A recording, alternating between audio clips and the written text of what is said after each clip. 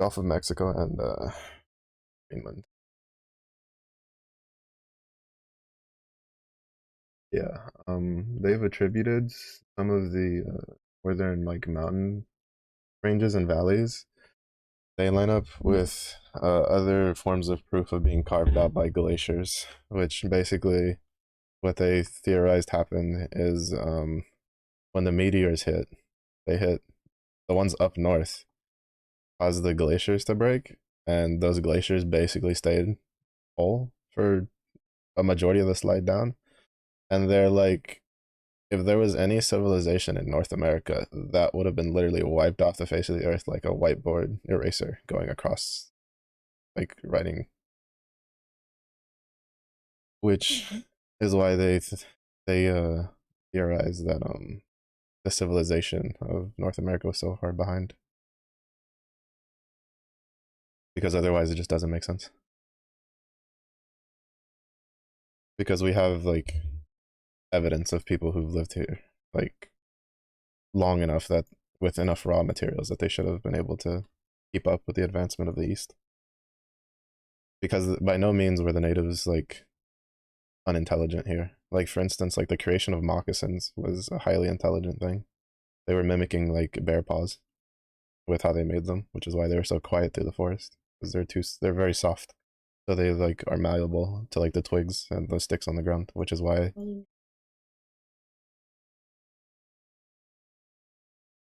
So there's a lot of information we don't know. Some of it is just like we have no idea because either we can't translate it or there's like not no real evidence behind it, and other ones it's just because it's taking a long time to get whatchamacallit, like authorization from like governments and stuff for excavation rights and stuff like that.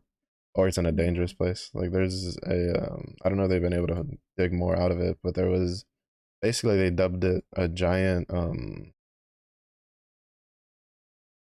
whatchamacallit, like a giant, what is it called? You know the thing where you put like stuff in a box and then you bury it and then you like dig it up like, yeah, there you go. They dubbed it like a giant time capsule because apparently it was an enormous stone structure in like the Middle East.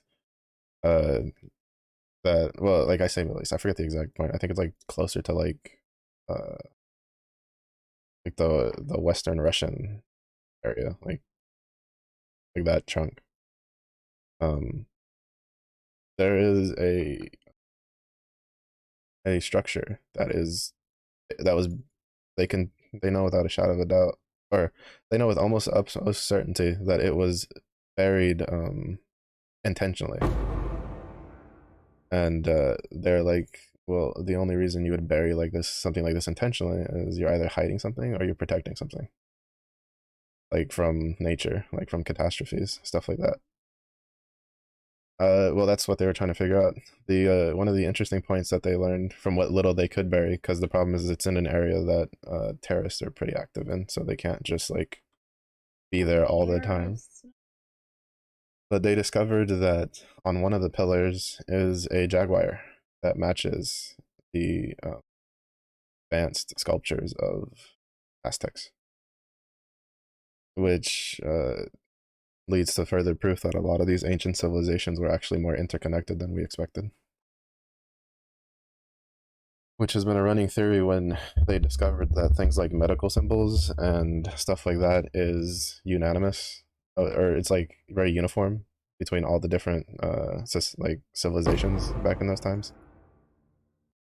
And so there was a lot of running theories that the that the civilizations back in those times had some sort of like either some like group of people or they just had their own sort of like information network that allowed them to share information with each other, because it's too uncanny to have that many civilizations active at the same time with the exact same iconography for something and not have any form of connection to each other. It just doesn't make sense. Like, and there's a bunch of stuff like that. Like for instance, there's an ancient Babylonian carving that is basically the way we draw an atom with everything where it's supposed to be. Stuff like that. Seriously? Mm-hmm. Pretty sure it's Babylonian.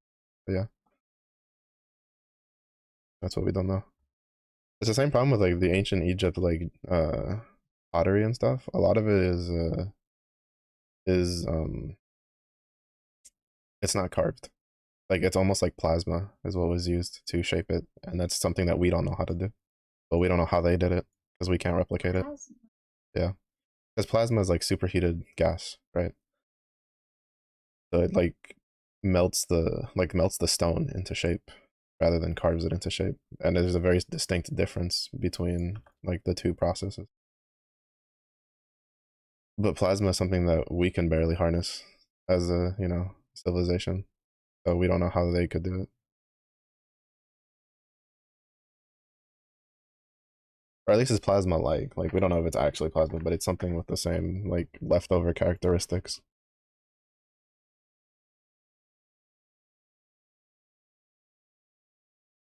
Well, I mean, to be fair, we still don't know. Like we can't replicate the pyramids.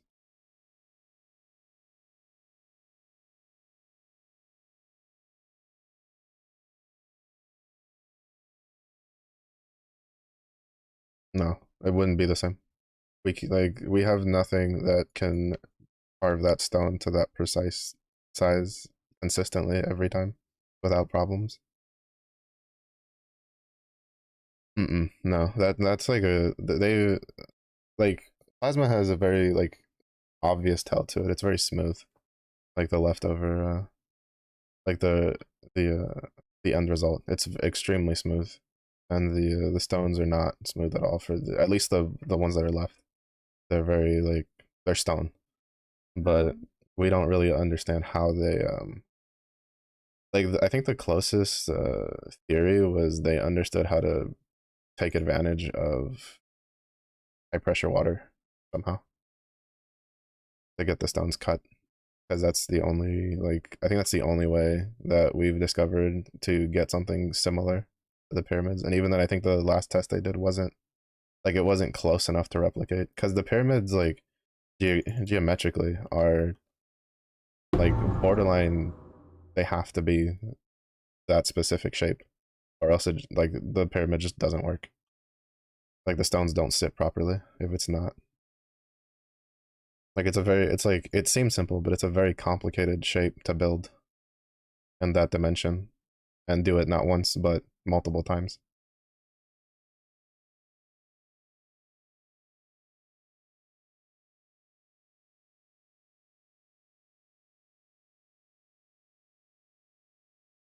Well, that's the thing. It means that they carved stone in a way that would fit in like the shapes of the blocks.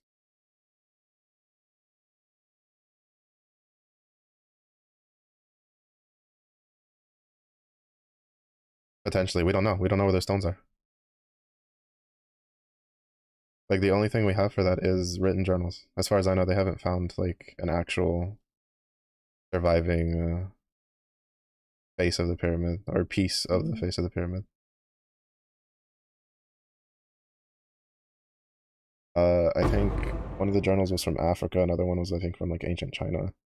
Like they were from like different areas. I think there was definitely like one from like deep South Africa, and then I think I think the other one was like Asian. I don't remember if it was Chinese, but it was definitely Asian, because like the ancient Chinese actually have stepped foot on a lot of continents, like a lot more than we expected. I mean, I don't know if it was ever proven to be like an actual one, but I know it was in California on a beach. They had found like petrified wood that apparently was remnants of one of the ancient like Chinese boats, like the enormous ones that they would use for moving like trade across continents and stuff, which we know for a fact ancient China did pretty much. But there's just a lot of things we don't know. We think we do know, but we don't. Because like for instance, we don't know how the Romans almost perfectly lined up the aqueducts. Like, do you know how the aqueducts are built? They started at two opposite points and then built towards the middle. Yes. And I think they were off by like, for the scale of it, it was such a tiny margin of being off from meeting in the middle. Yeah, the Roman aqueducts were started at two endpoints, and then they built towards the middle. And we have no idea how the fuck they did that within such a tight scope. Like it's within a tolerance limit that like we like struggle to replicate nowadays with all the technology we have.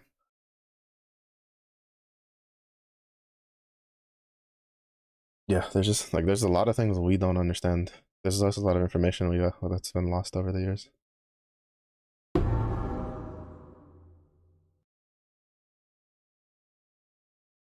Like something as simple as learning how the fact that you know the that the sun was the center or is the center of the universe, right, and not Earth. Like they're just like technically there's no way he would have known. They don't have the at the time they shouldn't have had the technology capable to be able to obtain that information, but he knew. Like he could tell. Either through his like knowledge of the stars and stuff like that, astronomy, astrology and stuff like that, which they were much more advanced back then than we are now because we've lost a lot of that information. Years.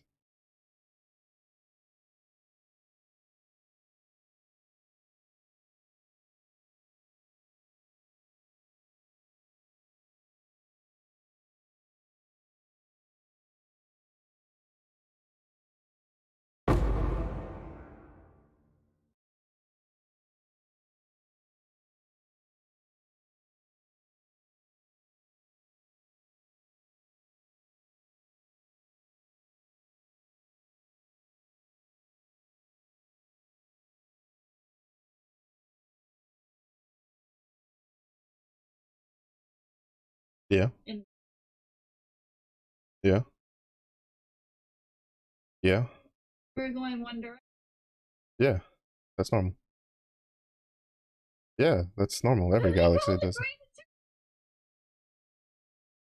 Yeah, it's how we know that the universe is in motion.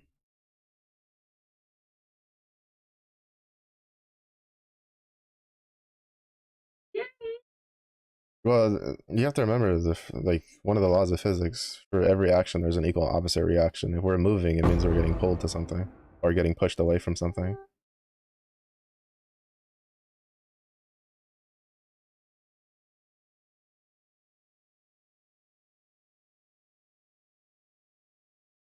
Well, I mean, even if the galaxies are moving, you're always constantly moving through space. That's called, rotations around the sun.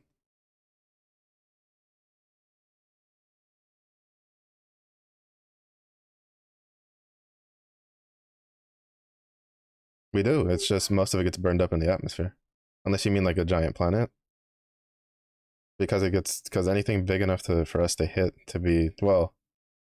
All right. So in astrophysics, there is a theory that there is actually something that the Earth hits or could potentially hit because they still say I still don't know if they found like 100% evidence, but the moon came from Earth. So in order for something that big to be removed from a planet, it has to hit something of greater mass than what gets ejected. So there's a theory that there's actually a planet or something that Earth runs into who knows when. The theory. There's literally no proof to it because it's too far out for us to have any real theory on it. Apparently there's been a couple times like people have had glimpses or whatever, but as far as I know, there's never been anything concrete on it.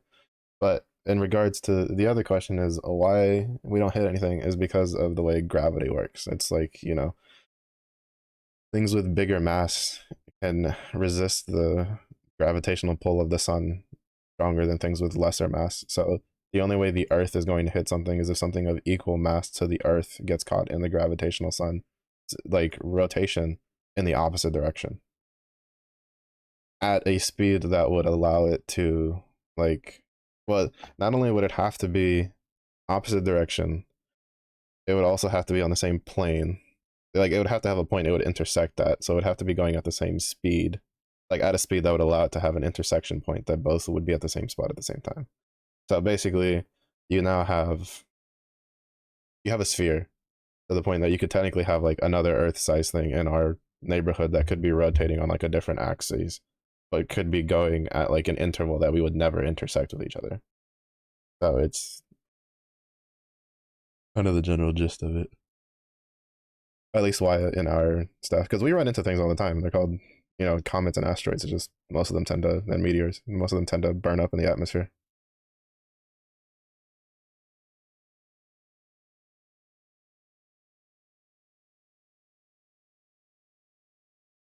A little bit of both.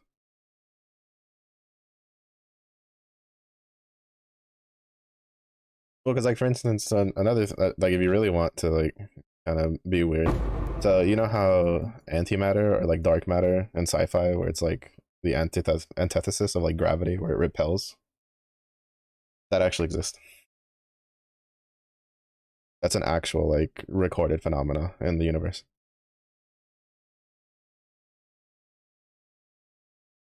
Well, no, there's a lot of things we've just imagined that we're just like none of that's real.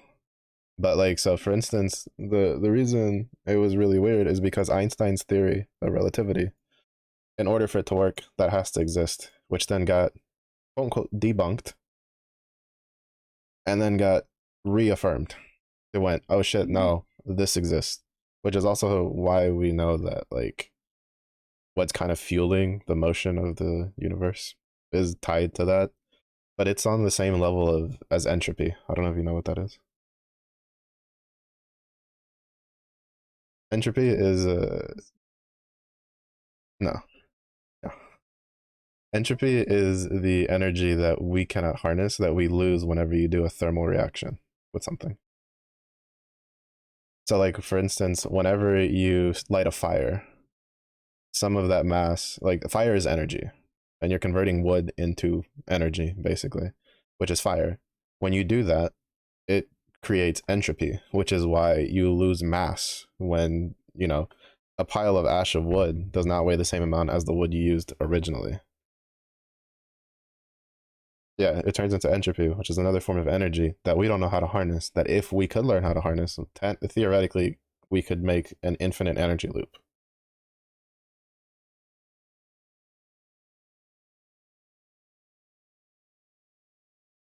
Yeah, there's a lot of little like things like that in like astrophysics and heat and thermodynamics. That's pretty interesting.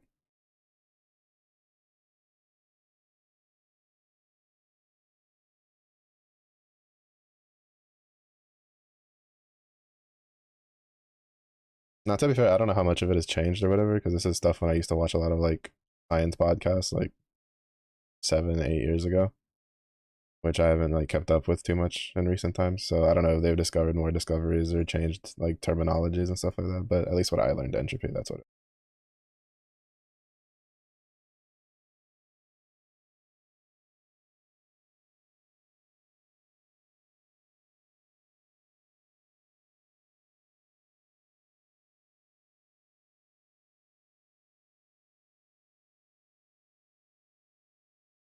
Basically, it's when it creates energy, part of it gets turned into entropy, which we don't know how to harness and make usable. But at some point, so like, because like, yeah, so like, and the theory is that one of two things: either we're going to run out of things to create energy and it's going to all turn into entropy, or there's some process we don't know that converts entropy back into usable energy or usable energy source, because mass can neither be created nor destroyed. It is at, what we have is what we have. It just gets converted into multiple different things.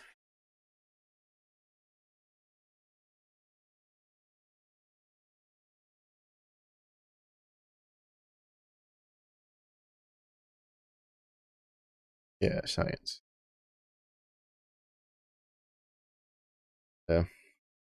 The main reason I wanted to do I've always wanted to take like I've read books on like thermodynamics and stuff like that. It's pretty interesting.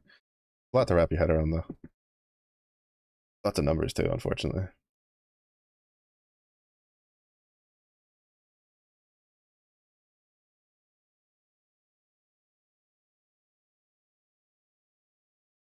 But yeah.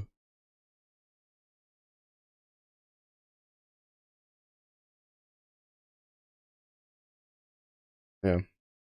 I mean, as far as we know, there's like we're never gonna have a moment where we like see technically energy running out or anything like that. Like the theory is that like it has something to do with like entropy and black holes. Like there was a theory that said they were connected because one of the ways that a black hole is created is a giant, star implodes upon itself. So a star is a giant ball of energy. Entropy is attached to energy. While you well, a star is a giant ball that creates energy constantly, right? So it's like if it's creating energy constantly, it must be creating entropy constantly, which then there's been a theory that black holes are have some sort of connection to entropy and might be like the balancing factor there, but we can't exactly go and figure it out because we have nothing that can survive being in a black hole because of how much gravity is there.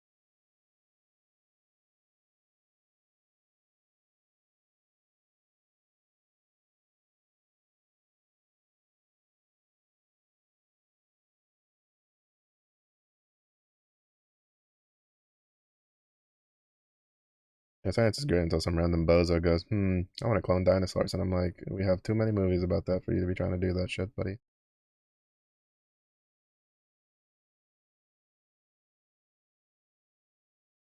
Because apparently turtles, iguanas, alligators, crocodiles aren't enough.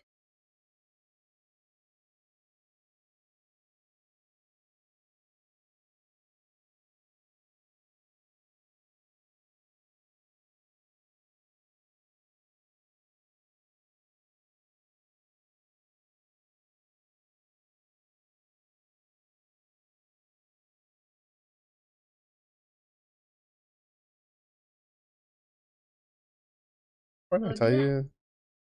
I'm pretty sure crocodile. I don't know what they live. If I remember correctly, like alligators are the ones that predominantly live in swamp-like environments. Yeah. And then I think crocodiles are more like river-based creatures. Well, well, Nile crocodile, Nile River.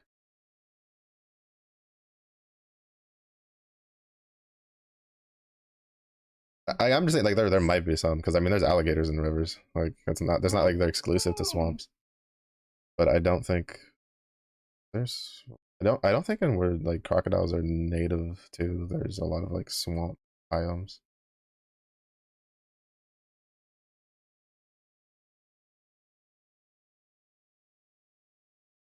There is. That's true.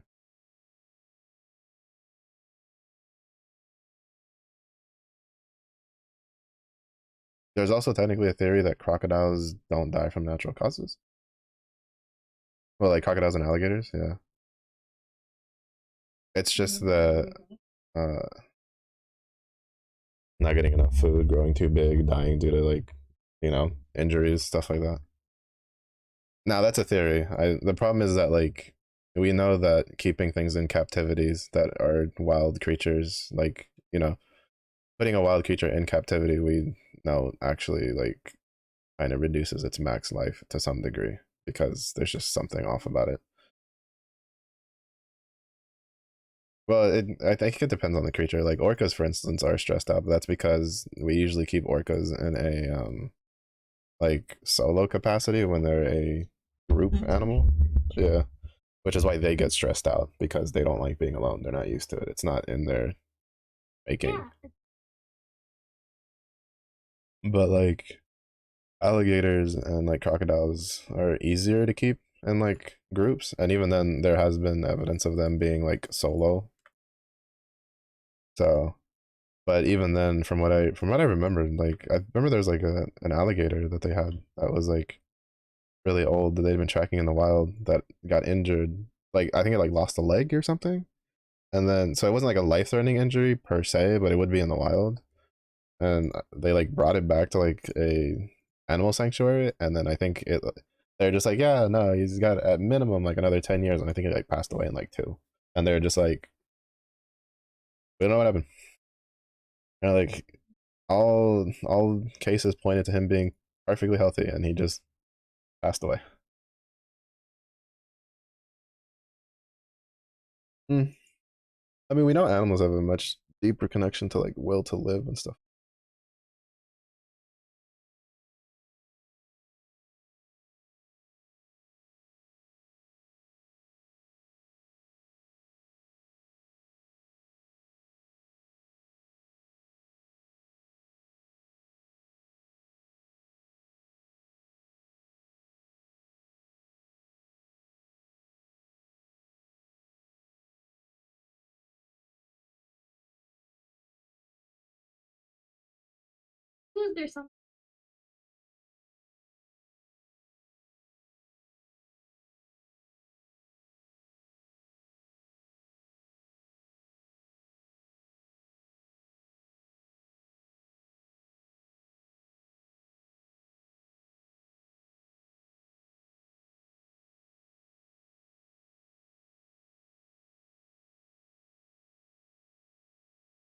Hmm.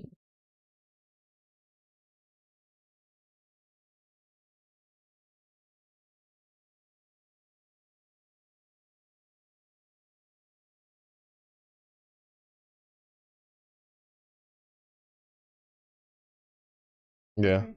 I mean, and the opposite is also true, right? There's been people that have survived like diseases that you're like, you should be dead. And it's like, how are they alive? And we're like, their shit just recovered randomly.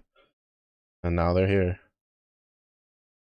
Like one of the guys I watch for like bodybuilding, CT Fletcher, technically like he had, I was thinking it was like heart failure into a transplant.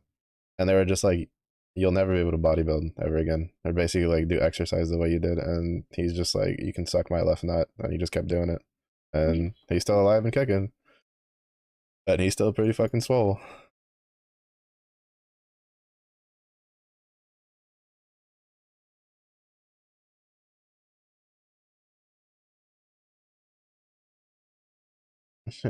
I knew that. I knew me coughing was just because of a sniffle. Goodness, acts up the lung. But no, because like for instance, when you're so like muscle specifically, we know that the best way to build muscle is to one focus on the muscle group you're working on, and two believe that it's doing something, and that leads to muscle strength and muscle growth.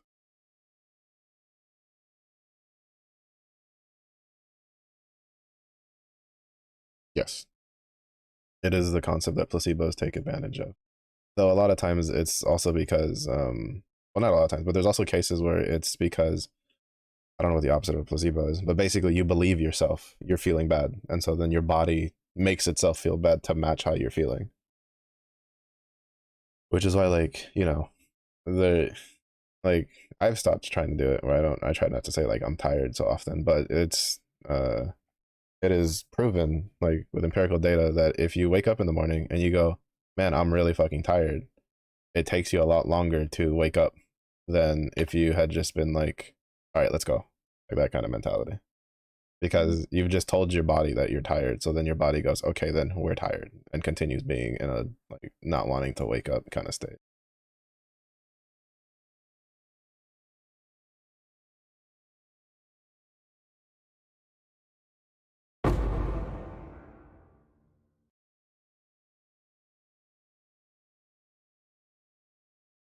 But yeah, there's a lot of stuff with the brain that we kind of don't. Where like some people have figured it out, and then like in other cases, people are still trying to figure it out, kind of deal. Garbage.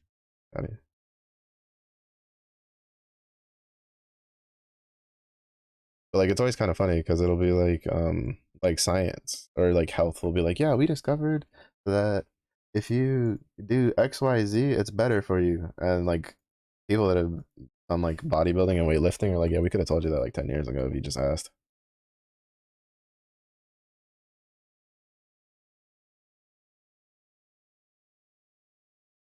Because like regardless, well, I was gonna say regardless of how you feel about bodybuilding, there's been a lot of people in it that are very intelligent and understand the body, and they've done a lot of really big strides in learning how to get it to do what you want it to do.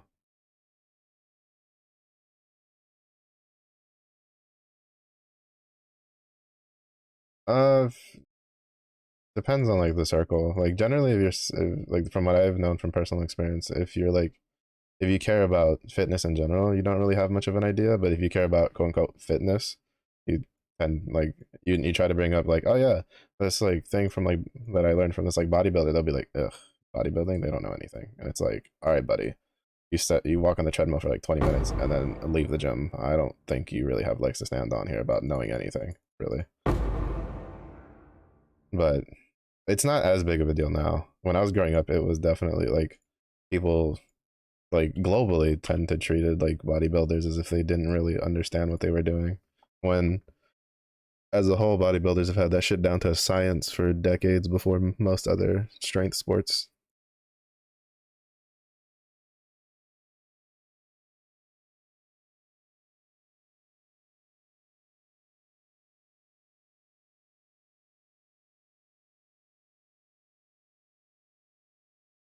Hmm.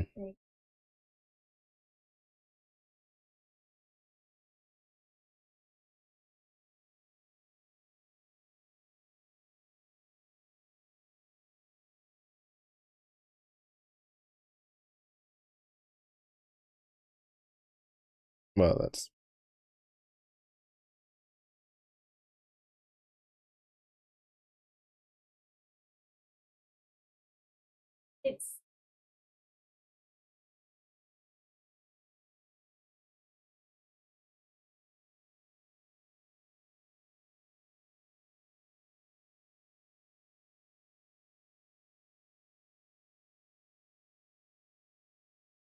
well, the like the caveat to that is that bodybuilders that get to the size they do get is unhealthy. That is a scientific fact. Period. It's a reason why a lot of them die young. But the reason is not what people think. The reason that they die young is because of the strain on the heart from just being that size and having to pump that much blood. Because it's a side effect of that they've seen in giantism. Like people who have giantism, which, if I remember correctly, the way it works is it's like essentially it's like almost like a tumor that like suppresses the part of your brain that is supposed to secrete the chemicals that tells your body to stop growing. Well, the problem is that your heart, when it gets fully grown, doesn't get any bigger. Period. Doesn't matter, giantism or not.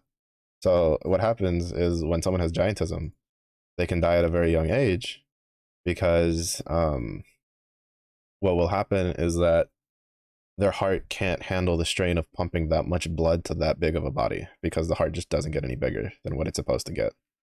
And by measure, it's an issue with bodybuilding and strongmen and stuff like that, which is one of the reasons why like height does play an effect into it, like height and like bone structure size, because the taller you the taller you naturally grow and the wider your frame, generally the size of your heart is slightly bigger and stronger than someone who's smaller and shorter because your body genetically understands it needs to pump more blood a further distance and to more like surface area, so to speak. So when you take someone who has a frame that is not really very tall and very big, and then they put a lot of muscle on it, and then you keep that muscle on for decades, it puts a pretty big strain on the heart, which is why like there's been a big rise in like, you know, food that enhances the heart or keeps the heart like healthy and stronger for longer and stuff like that, because that is a strain on that organ that is scientifically proven. Now, in regards to steroids, that's just a thing. That's just a thing. There's a reason why there's like bodybuilding and then there's natural bodybuilding competitions. Like the amount you use and stuff is obviously dependent on genetics. There are some people that can get to a really big size without using any sort of additives, and there's a lot of people that get really big and they have to use something. There's some extra juice getting put in there. Now, the caveat being is that especially as we get more and more advanced in like nutrition and scientists and stuff, those steroids like are usually used in a way that doesn't put strain on the body in a negative manner physically. Now, it has other problems in the fact that for instance, too, like I was talking the other day where a lot of stuff, what it is you try to like tell your body to make more steroids, right? Like to make more testosterone. So like they're called steroids, but in reality a lot of like at least the more current ones, it's estrogen is what they take, because for the male body, if we have more estrogen than we're supposed to have, we produce more testosterone to balance it out. The problem is that estrogen to the male like mental mood system is not that great. It The reason we have like roid rage is because it tends to like throw the emotional imbalance like kind of out of whack a little bit. Well, it's just how it is. It's just because like the point is that like testosterone makes us more prone to anger because that's one of the side effects of testosterone. On top of being like more sure of yourself and stuff like that. And then estrogen is more of like an emotion enhancer rather than a controller. Which when you combine the two, well, you're ingesting more estrogen, you're producing more testosterone, you are now producing a chemical that makes you more susceptible to anger more easily, and then you're ingesting something that enhances that emotion.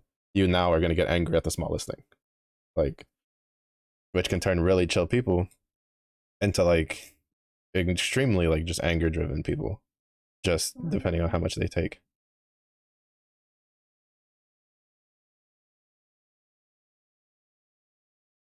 Generally, well, it's why like men tend to be more like analytically driven and stuff like that, while women tend to be a little bit more emotionally driven, is because like testosterone in regular levels tends to not make you hit that like anger meter in like the average male. Like men that have rage problems are men who usually have elevated levels of natural testosterone, and you have to learn how to handle that. While the average male tends to be more analytically based because we usually, since we have like less estrogen, it's like our emotions don't tend to run as high as they could normally can, or it's why men can seem very like restrained with their emotions. It's not necessarily we're restrained, it's just that that's just the level of how our emotions work. It's just because we don't, because testosterone like it bumps emotion, but it also like it has this weird effect that they've discovered that like it gives like a man with a healthy level of testosterone has much more control over his emotions than a man with a testosterone deficiency. Like it's just a weird effect they've discovered, like stuff like that. Like for instance, there's been a couple studies with men who have like a lot of like anxiety problems and like kind of like self confidence issues. They'll give them like testosterone supplements to kind of like bump their levels up, because when they do studies they realize that a lot of those guys are below what's considered normal for their like size, and it's shown more often than not to have a positive effect on the person's mental state. Makes them like not necessarily directly happier, but more like, how do I fix the problems, right? Instead of just being like, fuck, I'm like useless, that kind of deal. Yeah. And that's just empirical data. Now, it's not always the case. You always have outliers. There's always like exceptions to the rules, but it's just it's just like testosterone and estrogen are so connected to so many different things that it's like what we're talking about is in very simplistic terms for stuff like that. But for like bodybuilding, it is a mix of the two. You're taking like you're producing more because like because it also has a side effect, right? Because it's like when women take steroids, there's more testosterone leaning, so they tend to grow facial hair and stuff like that, deeper voice. Men, when you take more like estrogen, yeah, you're producing more testosterone, but it also makes your nuts tiny. It's pretty funny, pretty funny. But but yeah, like to be fair, like the amount that they use nowadays is like pales in comparison to kind of like when they first started like using them, and even then, like a lot of the more, I guess you could say, a lot of the more like well-known bodybuilders, they had to have used it at some point, because especially because it's like any sort of competition. If something isn't considered like illegal in the competition, you use it, like because it's a competition at the end of the day. But a lot of the more like well-known ones, especially ones that have developed into old age and stuff, didn't really use as much as some of like the other competitors who were using a lot to try to catch up to them. Because some people are just like genetic freaks, in all honesty, and trying to compete with them is just gonna make you sad.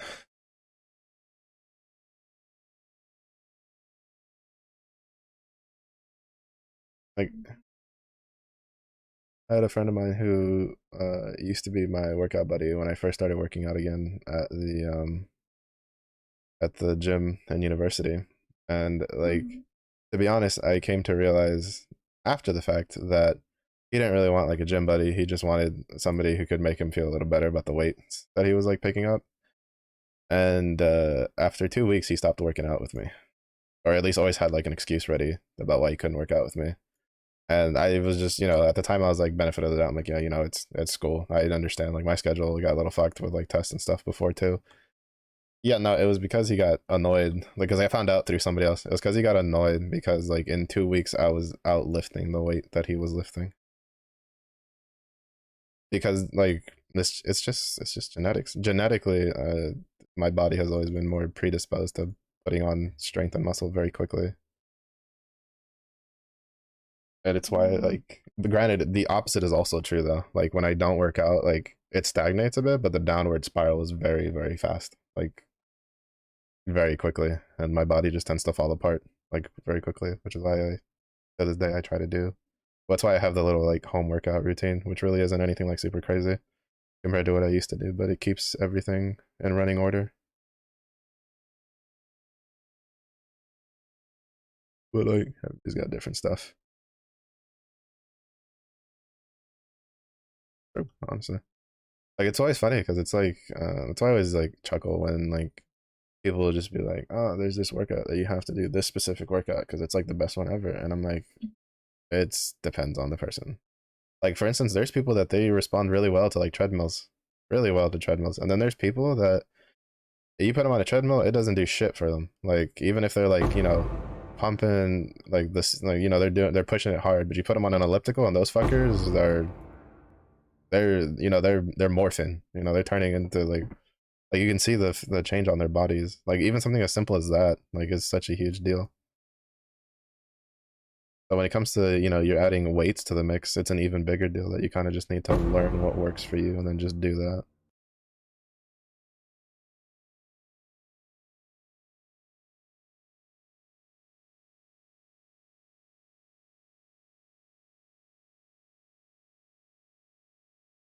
I'd say that's the second. Consistency. The most important thing about exercising is to consistently do it. Like find a pattern that works for you and then stick to that pattern. Like for instance, I've tried multiple different patterns, right? Like I've worked out every day, I've worked out every other day, I've done like 3 days 3 days on, 2 days off kind of deal, stuff like that. The best one I've found so far is the system I have now, which is 2 days on, 1 day off. Like that's the cycle I do. And it's the best one I found that I can push a decent amount, like the soreness, and then give myself like a full day of rest and get over it and then get back into the mix after and see better progress than I did before when it was just like every other day. But it works differently for different people. I knew guys that they would go to the gym 3 times a week for like an hour and a half and they'd be jumping results. Like they'd be pushing it and they'd be like super fit. And like that's just what works for them. And then there's other people that, if they did three, just those like hour and a half, 3 days, they would still be looking like a broomstick, right? Like they wouldn't be building any muscle whatsoever and stuff like that. Well, not just broomsticks arms. I mean, like they're just a broomstick. Like, yeah, true. But like, it's just you just gotta do what you do. It's just you just gotta find what works for your body. Like it's how like for instance, I like for me, I have my diet has to be high protein. My body responds the best to high protein. I've done just about every other form of diet that is possible. Not all of them, but like a good chunk of them. Like when I was growing up, the big thing was like, oh, you're not eating enough vegetables. You're not eating enough vegetables. You need to eat more vegetables. You're not eating enough vegetables. So for like I think like a year, I ate like I cut down protein to pretty far down, and I was eating like just salads and like just a bunch of vegetables and stuff, and I got so fucking fat so quickly. My nutritionist, because the point is that as a military kid, whenever I had to go do my physicals for my for marching band, they'd be like, "You need to go talk to a nutritionist because you're overweight." Which has always been the case my whole life. And it'd be like, "All right, cool, here we go again." The guy's gonna pull out the fucking bucket with the fake fat and be like, "Yes, you want like blah blah blah." And there was one guy who one time he was like the only person, only nutritionist that he was just like he gave like solid advice, I would say, for dealing with stuff. And so like I tried a bunch of them and he's just like, I have no idea why this is happening. And I was like, I don't know what to tell you, but my mom can attest that I've been eating a whole lot of vegetables, and she's not the type to just let me get away with stuff, this and that. And he's like, all right, do the opposite then, right? Like more protein and whatever. And just that swap, I lost a bunch of weight. Like I lost all the weight I'd put on when I was eating like a lot less protein. And to be fair, in more recent times, people would be like, yeah, duh, no shit. Because nowadays, when you look at a lot of weight loss things, what's one of the big sources is you eat protein because your body burns calories while it's like, digesting protein and then using it to make you stronger. Stuff like that. Like to be fair, it's to the point that it's actually even been debatable whether or not vegetables in all degrees are as mandatory as like some health experts try to make them out to be.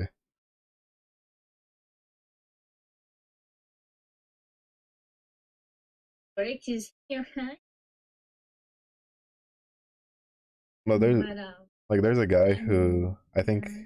the only thing he eats is like in a week, I think it was like 3 cups of green beans worth or something like that.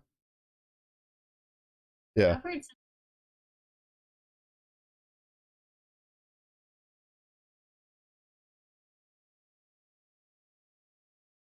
it. But I just mean like in his diet, right? Like he eats a predominant like protein based diet, and then in a week's worth, alongside that diet, collectively throughout that entire week, he'll eat about the equivalent to like 3 cups of green beans, and that's the only vegetable he eats. Like he'll eat plenty of other proteins, but that's the only vegetable he eats. And the reason is because in I don't know if it's all of the green vegetables or most of them, but green vegetables have essentially poison, you could say. Like there's a lot of green vegetables that have a chemical in them that attacks your body, so to speak, and basically helps you build tolerance. And it's part of the reason why it's healthy for you is because it's in such small dosages. I don't know if it's still the same. This like I'm telling you, this is shit from like 5, 6, 7 years ago. But I've known this since I was like in like high school. But basically there's like it's not really like a poison. It's like a chemical that does not like it kind of attacks your body, but your body can handle it because it's such a slow amount of it. And he's like, that's the only reason I eat it because it makes that part of your body strong, and that's it. And you don't need a whole lot of it to make that shit work.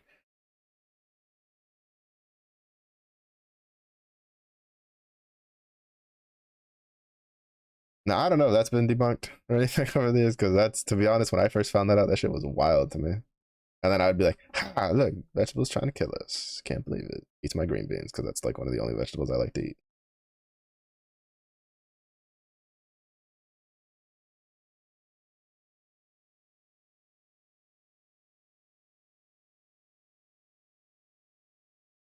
I don't remember it was specifically. I know it was like some green vegetable, but that's why he said that was like the only thing he ate vegetable wise. I was like, you know what? Perfect.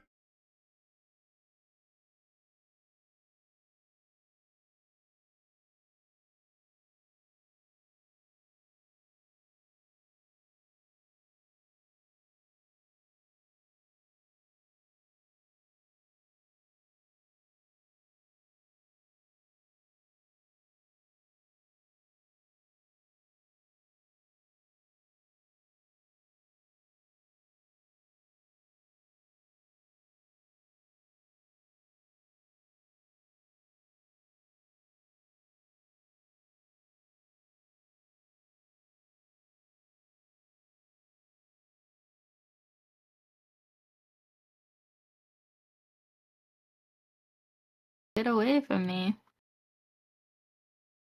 Oh shit, Fugi fixed itself. I Oh, told you. did it? Yeah, I told you it fixed itself. They're fucking always fucking with shit, man.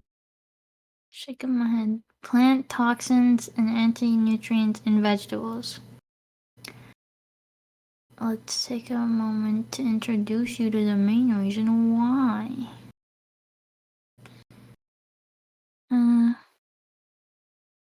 if you're like most people, the fact that vegetables contain these natural poisons is news to you. It sure is. Especially because Google didn't want to admit it at first.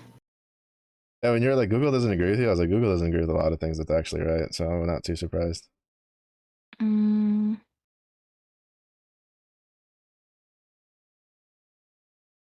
Now, again, I'm also stating that the validity of the statement that the guy was making, and to some of the reviews, a lot of those like were really old. So I don't know. They've done more strides in learning about that stuff. As far as I know, it's still I the case. mean, I guess it's just what I thought it was initially, which is just like kind of like a natural pesticide kind of thing, where they just, that's the green part, and they make things that they want things to eat.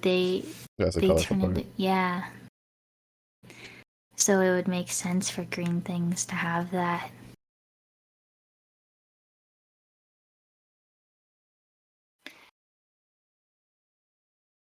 But yeah, but eating those like has a benefit to the body because it makes it stronger since it tells the body to defend itself, basically. Leaky gut. I don't want a leaky gut. Mm, To be fair, a lot of like the quote unquote side effects comes from if you consume too. I definitely do not consume too much. Potato! Oh no. Yeah, yeah, that's definitely one of them. In moderation, in brackets, once a month? Oh Well, my how god. much once a month? If they don't specify how much in one, kind of just being a bit of a bitch. I guess that's true. Because like the amount that you would have to eat differs from person to person, but it's like you'd have to be eating a fuck ton of fucking potatoes on a daily basis to kind of like have any sort of like negative side effect to that degree, where you'd have to limit it to like once a month. Mm,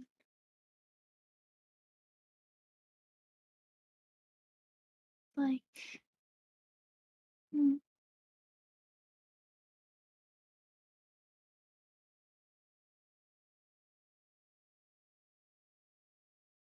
the, the,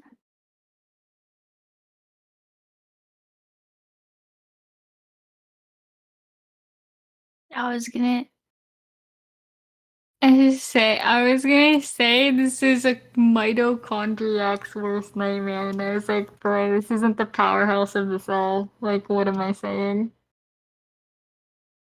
No. Everything. Nice coverings. Nice walks away. Uh, welcome to our science podcast. Oh, you're the powerhouse of the cell. Mmm. Fried potato skin. Who is eating fried potato skins? Americans. Have you never had potato skin like appetizers? No, Bro, there's they just leave the skin on the potato, and then they give you potatoes. Or they give you chips, or they give you fries. They don't just peel the skin off and then tell you it's a no, new no, no, dish, you no, know? no. They don't like. It's not like fully peeling skin off. They like there's still potato on it, but like the whole backside of the potato skin is still there. And then they put like cheese and bacon, and you put a little sour cream on it, and then you just eat it all in one go. That does sound rather American. Yeah, no, that would just be like That's not even American thing. I a had that shit mini in version of a England. baked potato. That's all that is. I had that shit in England. That shit was amazing. Like in the English, they had that shit right for doing like I don't remember what it was called. It wasn't called potato skins. Some good shit. Also, I'm like pretty sure like the Irish beat us to anything else. Yeah, anything potato related, they beat everyone too. Honestly.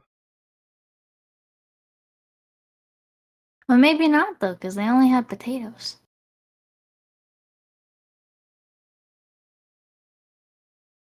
No sour cream. Maybe they had cows. I don't know. They No, they would have ate the cows. no, they wouldn't have. No, they were No, they smart. wouldn't. Can't eat the cows. Yeah, you need the milk. We don't need the milk, but it's definitely why am I gonna get rid of something that gives me a whole other food source for Mm. the rest of its life, and then I can eat it when it's on like its last leg kind of deal. Need cows. It could have been a goat. It could have been a sheep. I would I'm say learning. It could have been anything. I was gonna say yeah, I think like Ireland is more like sheep, I'm about to fucking make my own cheese in a minute. not as easy as you think. That would be alarming. I would no. I would not eat person. I couldn't do it. I couldn't do Oh, it. you meant that? No, I thought you meant like have a goat. Then No, that's not like that's what that normal. is what I would like. I'd love to That's try making fucking cheese. normal people do. I'd love What to you're try talking making about, we're cheese. done talking about. That's what that is.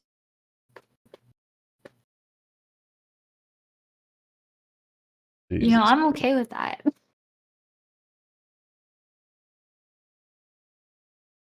Where's that other channel at where I put it? Goodness gracious. No. Bucks away.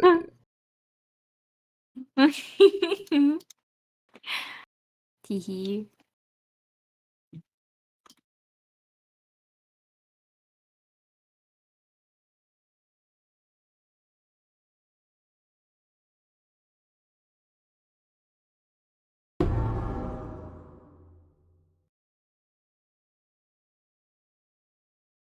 Alright, here we go. Oh, actually, I'll keep it. It might be the.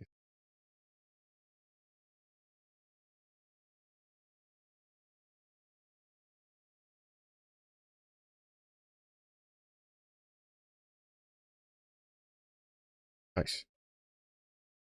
Okay, and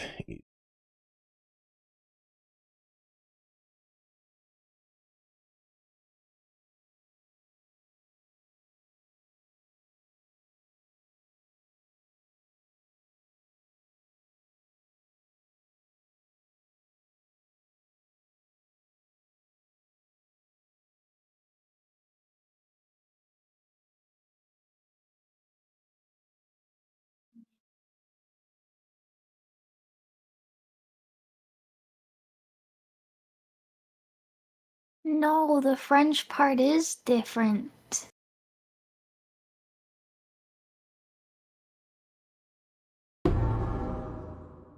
Mother, I don't know.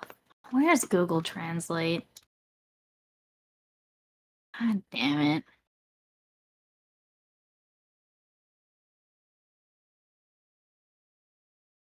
Oh, just like, that's a whole page in French.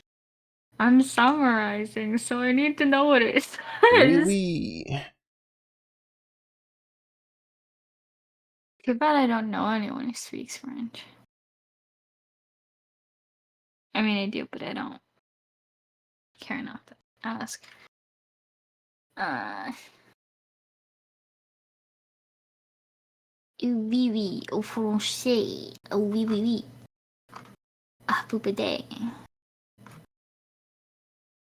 Okay, so that.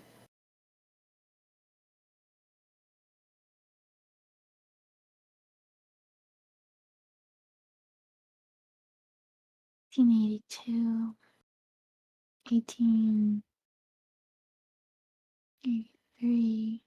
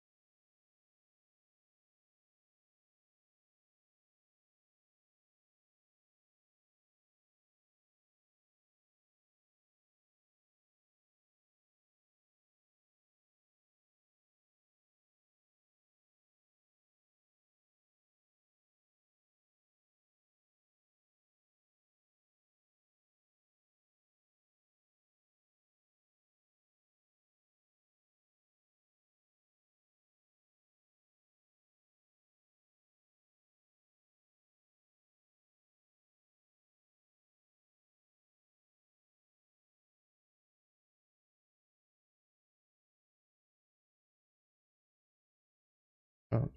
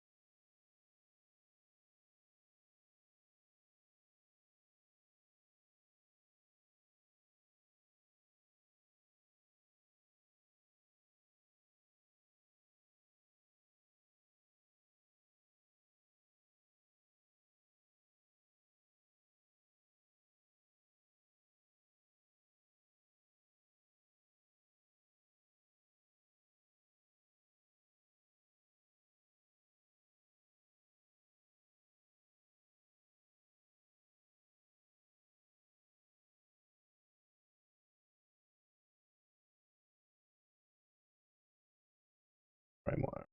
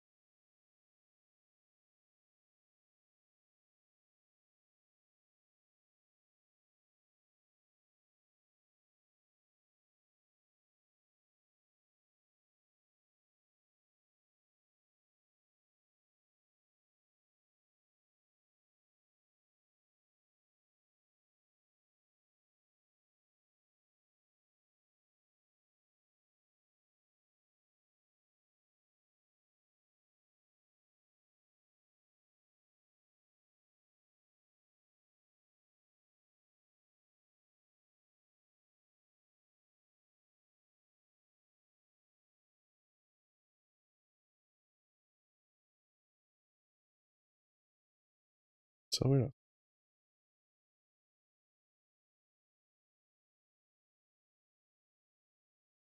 Mm, that's pretty good.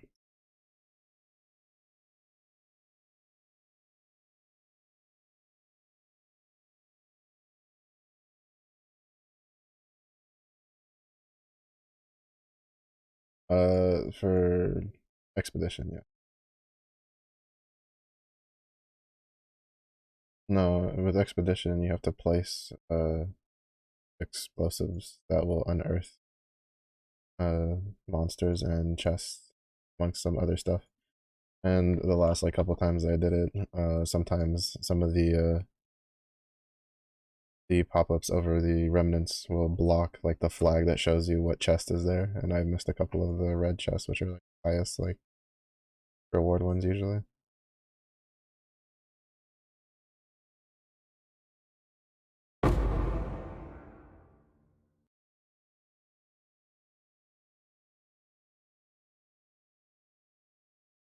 As far as I know, that's the highest like chest flag I've seen. I don't think there's another one above that.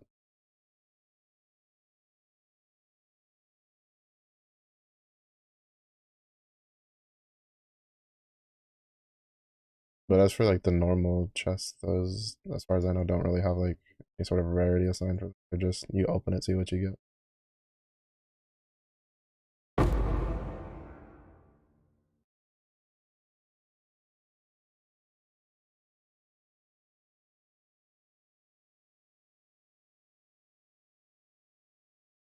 I usually head down through the expedition because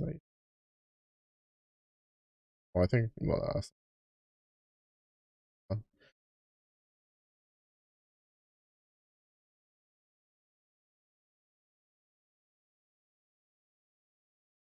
I mean, you want to. It means more loot.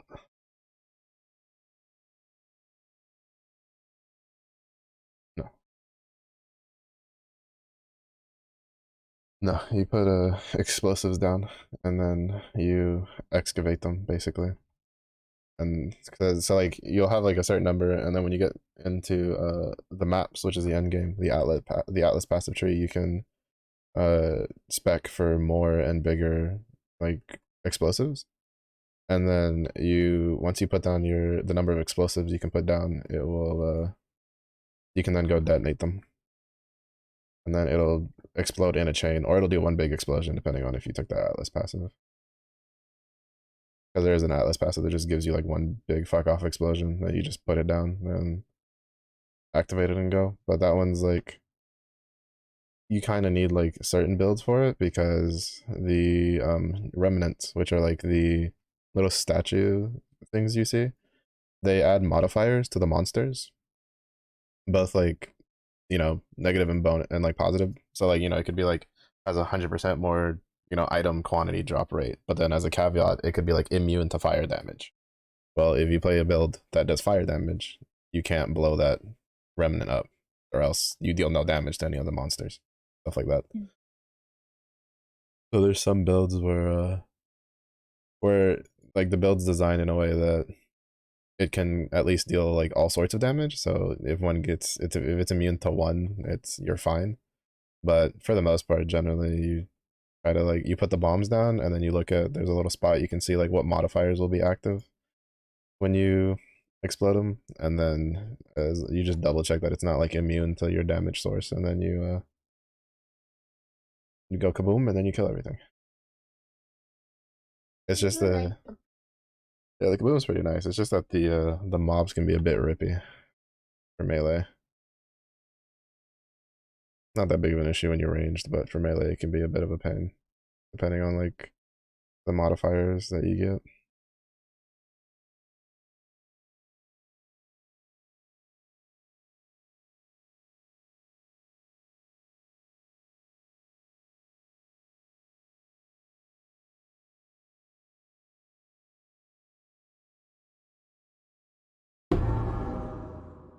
Yeah.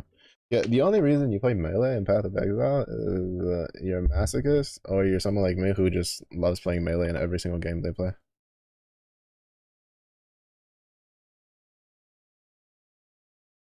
No, you say this, but I haven't played a ranged build period this league, like or a melee build this league. Oh, and I don't think I'm going to.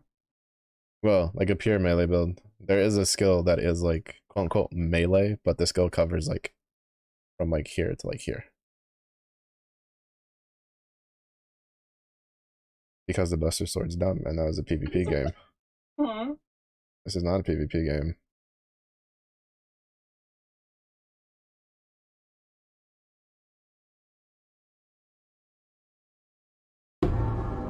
But ranged in PvE for melee is a godsend. Ranged in PvP is just bullshit for melee. Because honestly, because it's like when you like the whole like melee versus range thing, which to be fair, most ARPGs do a terrible job at balancing it. Is like you're supposed to like melee hits are supposed to deal more damage per hit than a ranged hit because the cost for taking the chance of getting hit to deal damage is so much higher. But the problem is like there's so much more to it than just that, right? Because it's like damage uptime, damage downtime, stuff like that also gets like brought into the mix, which is always an issue for MMOs, like MMO raid compositions, which for a long time, I think there was a stint of like about 5 years that both World of Warcraft and Final Fantasy 14, all of the raids basically favored heavily towards ranged because like all of the mechanics were just so unfriendly for melee that unless the melee class had a specific thing that made it bringable, aside from the tanks, you just filled everything else with ranged, like DPS, because it was just easier. Now they've done a decent job of like kind of dealing with that over the years. At least 14 has. WoW, it's still kind of like a shit show. But it's just the case of like damage downtime, damage uptime. Like if they did a good job balancing it, how tight of like a damage window you have.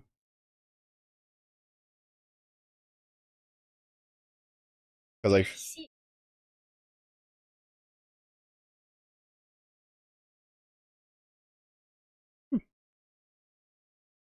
I mean, that's usually why I just like. I mean, it kind of comes down to how like nitty gritty you want to be, because a lot of the companies in particular have done a really good job in more recent times of being like, you can clear the raids with just about any composition you want as long as people are properly geared. Like, at their like at the expected item level for that content, they will clear that content outside of like maybe the highest difficulty period where that's kind of more tuned around people who are more min maxy. Yeah, I had to break it to you, but luck stat and nowadays usually isn't attached to crit. Like you're not getting Sunraku level of shenanigans just about any game you play, really. The closest you're gonna get is playing like Cast on Crit and Path of Exile. About it. Because you'll be just as squishy or running around screaming for your life, and then you'll be seeing the crits, and then everything blows up. And then one of two things will happen: your computer will implode, or your computer will explode. One of the two. Yeah, usually Cast on Crit builds take a very heavy toll on your system because they cast so fast. Yes, like ungodly quickly. Like people with like extremely like what is it? I think Asmongold did a cast on crit build, and the projectiles got to the point where I think his computer almost blue screened. Yeah, it puts an enormous strain on your computer, which is normal. It's generating so many projectiles at once. I don't remember if it was Asmongold specifically. I know there was like a streamer that like tried to push the limits of cast on crit.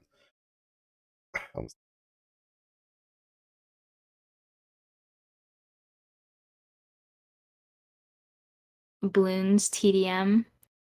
And you are once you get around level 200, your game will start to freeze because of all of the projectiles on screen, and if you are on your phone will start to overheat. Oh yeah, Soulstone survivors had that problem. Yeah, Uh, so I've never gone higher than that. yeah, like Soulstone survivors is in the like the Vampire Survivor esque style of games. I own it. It's probably like my favorite like iteration of that style of games that I've played. Um, between like they were really smart though. They gave you sliders for opacity for skills and stuff.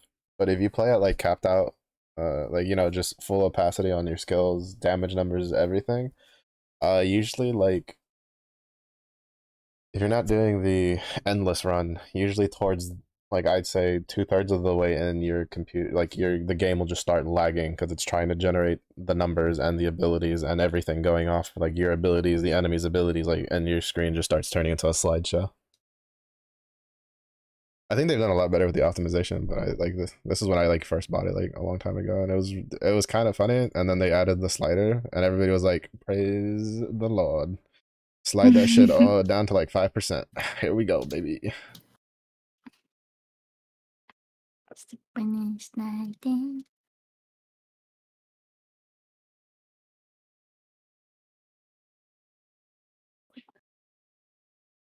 But yeah, it was the same problem with like Monster Hunter World had that problem with the electric weapons. The way Electric the weapons? lightning weapons. So like the elemental weapons in Monster Hunter World, uh, they have a little like elemental flare when you hit the monster with them. And the way the lightning weapons were coded, it used up so much CPU resource that if you played like a dual blades or uh I think dual blades was one of the main problem. I think longsword had it with like the helm breaker slash. But like if you played dual blades and you did their like demon dance, it could literally like just kill your computer. Like it would just make it like shut down to protect itself. It was so funny. They had to like it took them a while, but they ended up optimizing it. But it was like you just if you played dual blades and you had to fight a monster that like lightning was its main weakness, you were just kind of fucked. You just picked a different weapon. Bow also kind of had it because I had a little bit of it because bow shoots multiple arrows, and then there's a dragon Oh, piercer that did multiple hits when you shoot it. And there was one time I like crashed my computer, my like not my computer, but I crashed the game when I did a dragon piercer through Kushaladora with a lightning bow before they fixed it. oof. Yeah, it was funny. Like it cracked me up. I was like, I fucked, and then I went, fuck, I gotta fight him again. Yeah, it's funny when it's the game's fault and not your computer. Yeah, Meanwhile, when I tried to play Tarkov with my old graphics card, it was like the size of, if I'm being generous, two of my phones put together. That's how big my resolution was. nice. Yes, yes, Only the highest yes. of professionals play on that. It's Honestly, the true, scaler it's for that true. goodness. If your monitor doesn't look like like a tunnel, what are you doing? What are Honestly, you doing?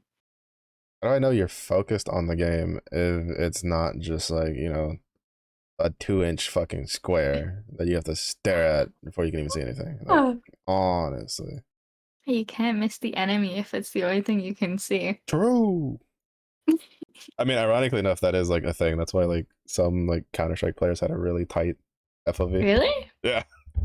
So like, there's a couple of tricks for like some FPS games. Like for instance, there's some where what you would do is like if you there were some FPS games where like what you could do is they would tighten the field of view, especially for like something like Counter Strike, depending on what position you were playing. Like a lot of times, your only goal was to shoot whatever like pops up on your crosshair at this Mm-hmm. specific spot, right? Yeah. So a lot of like really high level players for a while, what they would do is they would shrink their FOV so that like literally the only thing on their screen was that, so they couldn't get distracted by side stuff like if their teammates were moving around. And then the flip side was funnier, where there were some FPS games. If you took the FOV past like 100, right, and you like made it get real wide, what it would do is it would widen the model of the characters you're shooting at, and you could hit them easier because it gave you a bigger Really? target. Yeah, God FOVs damn. had some real funky shit with like over the years. It's been really. I'm thinking Apex for a I while had it. to know that. Apex had it where the FOV past a certain point would slightly widen the hitbox or like the model on your screen and would count as like the hitbox because you're making it basically like stretching out the image, not really like making it wider. Huh. You'd think I would have missed, or I would have hit more shots. That's right. Well, like, as far as I know, I think they like adjusted it pretty quickly. So it's like when it came out, then. I'm thinking it's cropped up like throughout, but like it was like how they did the change for when Apex first came out. The reason everybody played on super low settings was because the graphics for the tree leaves would become 2D, and basically they were all horizontal, so it would basically get rid of all the foliage, so you could shoot through Mm. trees. And then they fixed that. But that's That's also been a like, problem with yeah. FPS games for a long time. I was hoping when I turned down my like my graphics that the leaves would stop falling, but it's not. Nope. No, no, no. Now instead of looking like leaves, they just look like blobs just falling. Yeah. Yeah, I could have told you that one. It's like seriously, guys. Seriously. Unfortunately, it's because like if they did the other way, it would give you a competitive advantage. Oh, they're just like, oh, you know. The leaves are a competitive Yeah, disadvantage. but everybody has to deal with them. But nobody wants to, and they're They're not helpful for graphics. too bad. All right, we want realism in our game where we have a fucking Samsung fridge that can grapple itself 300 meters into your face. What is this realism of infinite falling leaves with the trees still covered in leaves? What's going on here, huh? What's Apex. going on here? Welcome to the We're in world of the Titanfall. sky. We're like thousands of feet above a city, and these leaves aren't being blown out by the wind. Do the Oh, Olympus trees jeez. like drop leaves? Huh? Do the Olympus trees drop leaves? What were the trees dropping leaves? Like the Olympus ones. I don't think those drop leaves, do they? No, no, there's leaves. Well, I know there are leaves, but I don't think it drops them. See, that's the thing though. It's not really the trees. It's just like it's more so like yeah, just like around and kind of like by the walls ish. That's because I Then know for me it was Kings Canyon and Broken Moon were the ones that had foliage that tripped me the fuck up. Because you have like the dandelion mm, effect in Kings Canyon, right? Where it's just like the field where it's just damn thing sometimes a fucking Bangalore smoke by itself. And then, well, Broken Moon, you turn like a random corner and there's just like purple petals falling on the ground for no reason. There's no fucking tree near yeah, you. And you're on a fucking moon. But mm, you know, I digress. yeah, I find the more maps with maybe more rock faces, the falling things catch my eye more because the color pops versus like if it's like a not so rocky, really detail saturated, my eyes better at catching like the little dark silhouette moving around versus the because they have like that sheen to them too, right? That players have. And then the Yeah, that sheen that when they have like the white wall of Olympus behind them, they almost camouflage into the wall because it's like the same color. like what? I hate you. Do this shit on purpose, game. I hate you. That was the sole reason I told one of my friends to get like my favorite Pathy skin at the time because I was like, you need this skin. Like you need this skin. Pathfinders become invisible on Olympus when they have this skin. Obviously, I had a friend who that's the type of shit we did on like Battlefield. I was like, what map are we on? All right, the snow one. Fucking go over to the customized soldier fucking panel and just give yourself the fucking whiteout kit. I Shit like love that. doing shit like that. Yeah. No, it's kind of funny because in some Battlefield games you didn't need to do that. The game would do it for you. Like if it was like a white map, then all the like units would be like in their like snow camo stuff. But there was a couple of them that you had to actually like go out of your way to be extra if you wanted that. I like it when that happens. I like being extra. Oh, nice. Mm, mm. Oh, it's a convert on death. It's actually a fun.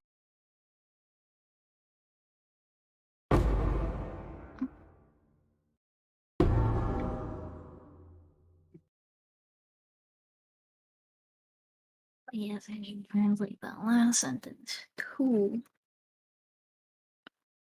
Profound. Respect.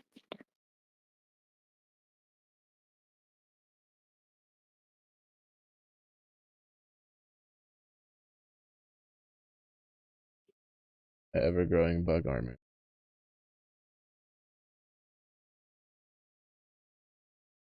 A blues. Let this application be referred to ignition.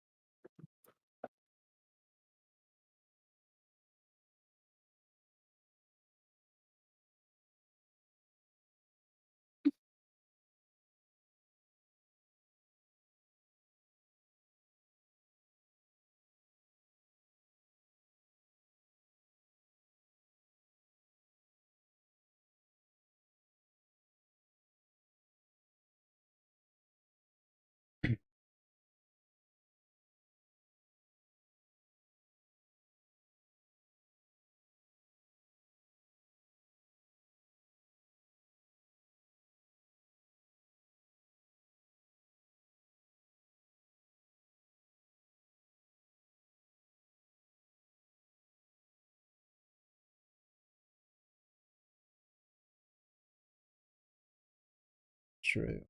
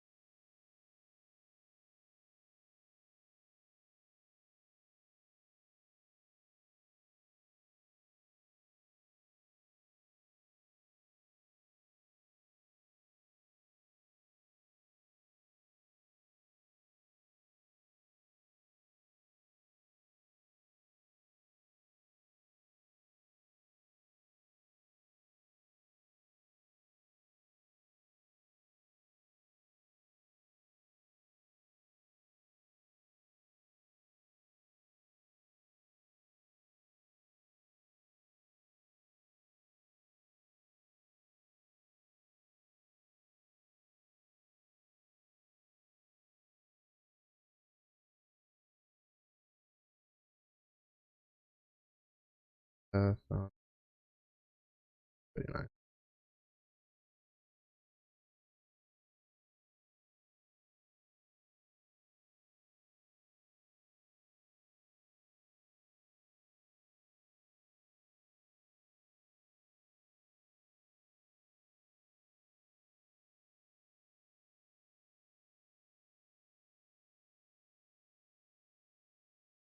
Wait, did I? I was already like shit.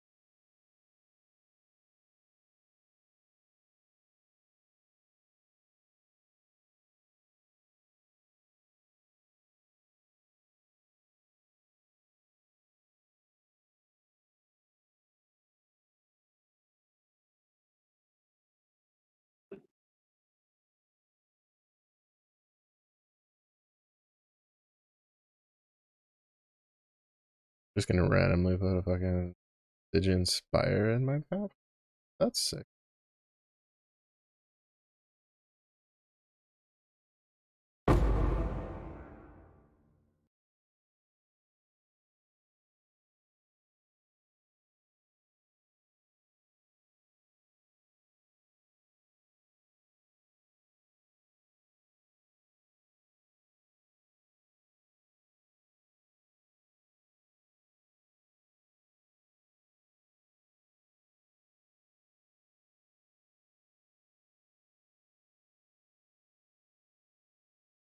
That was pretty cool.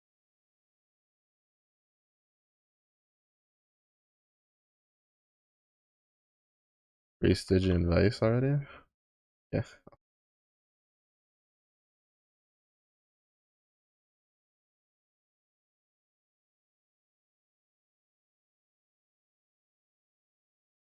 Yeah, to bed.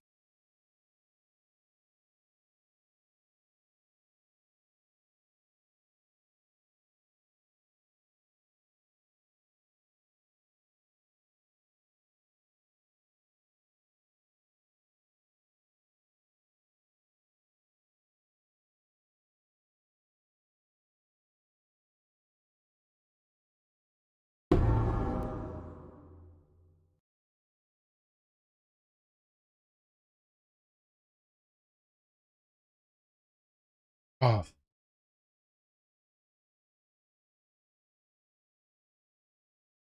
well, I'll just hope that recipe. Oopsie.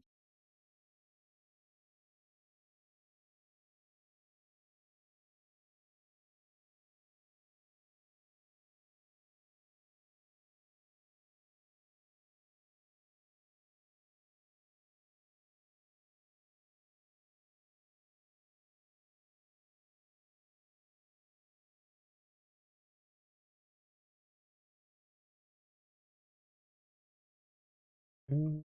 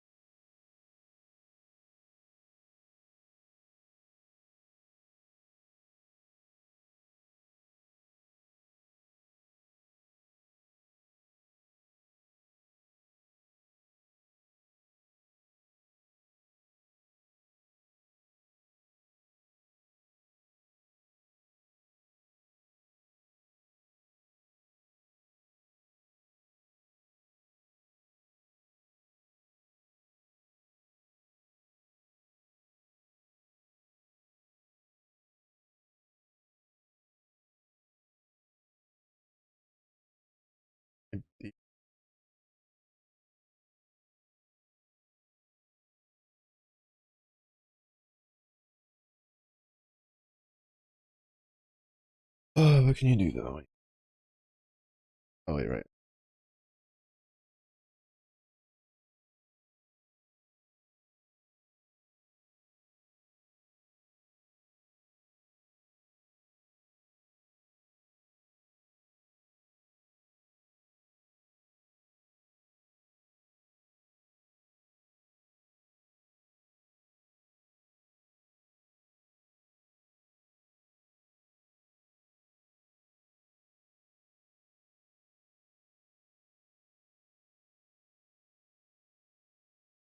Oh, nice.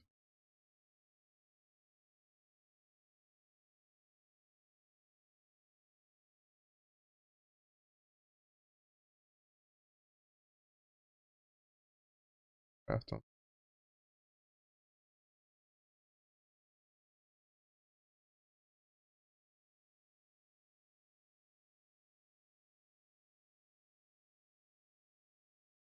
Not bad actually. Just craft some fire resistance on it, and we are chilling.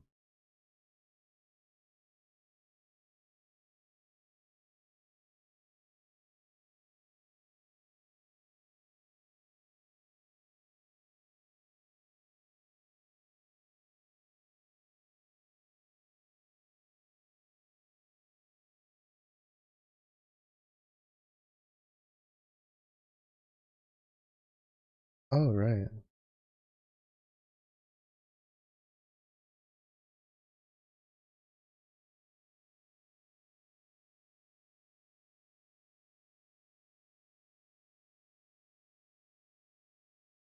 Then we can take.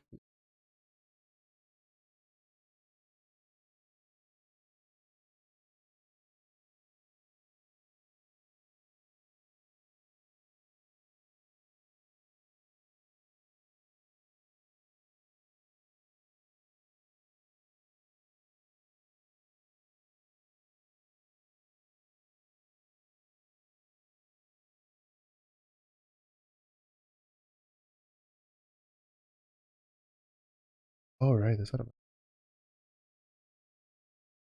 that means I'll just listen to. I'll just put fire resistance.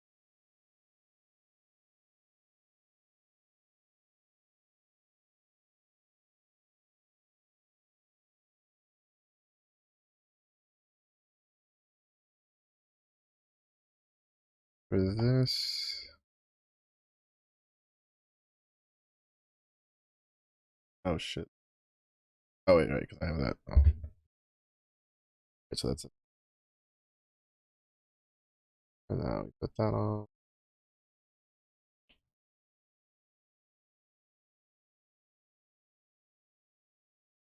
Oh, is an attack. Like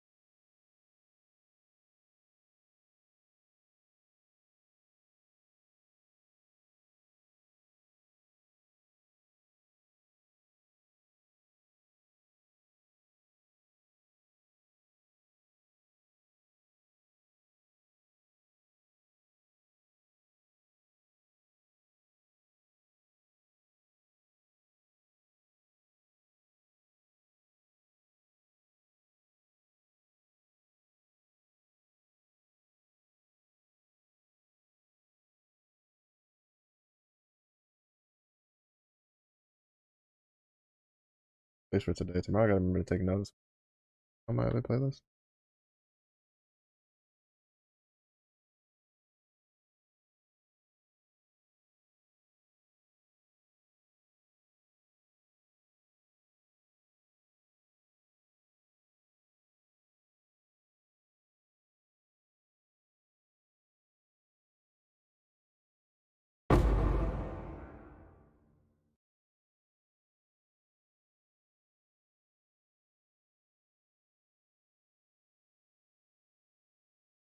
Mm-hmm.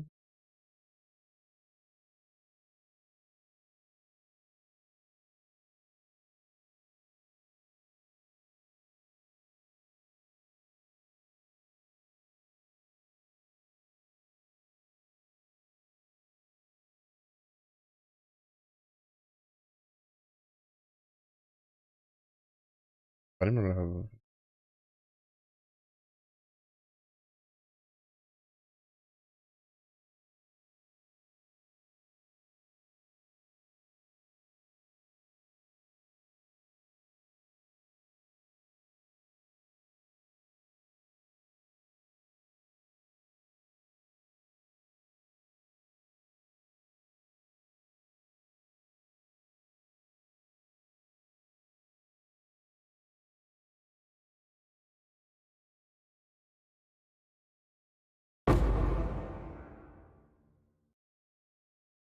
Mm-hmm.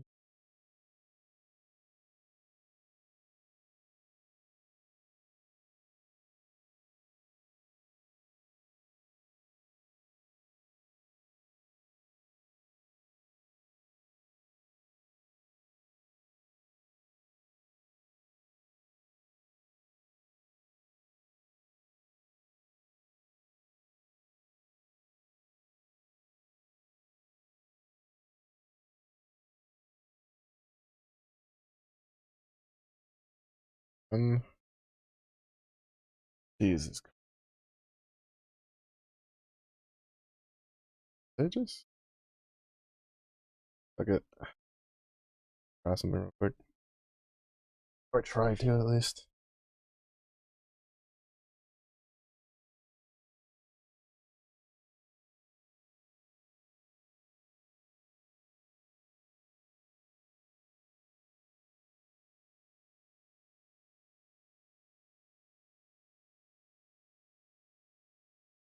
They just get rid of all.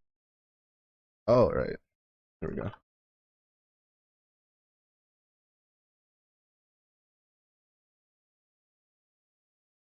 Tackle. Better one.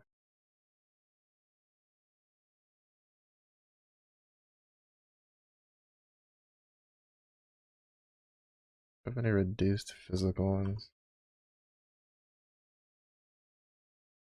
Chaos?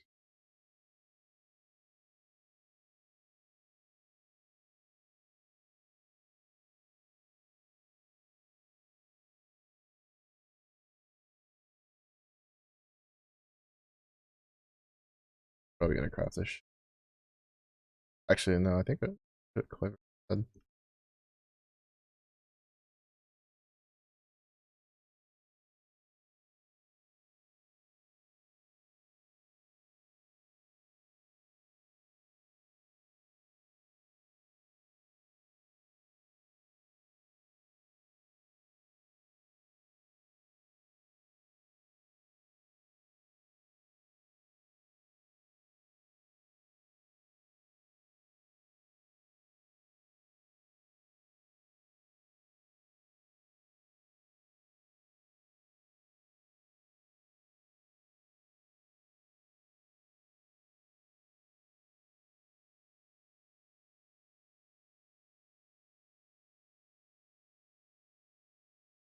Oh, right, because I'm not typing them.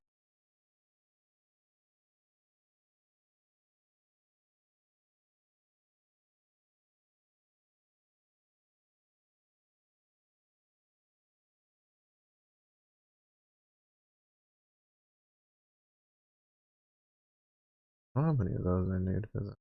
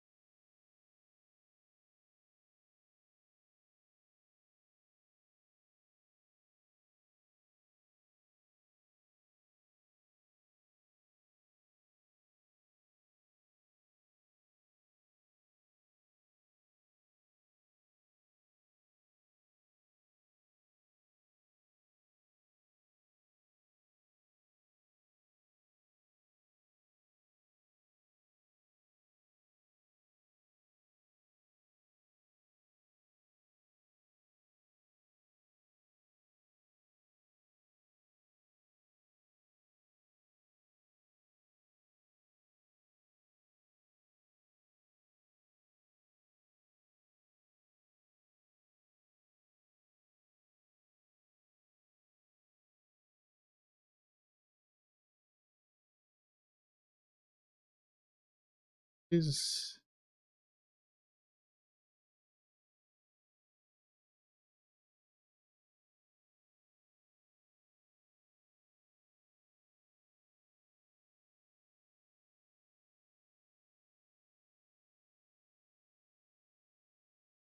let's see what we got.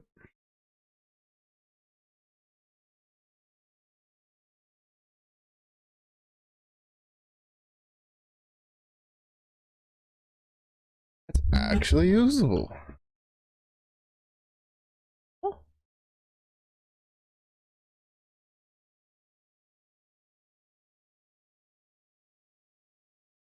that's actually usable. Also, because I had really dog shit. We take it. We take it. Wait, does he keep track of?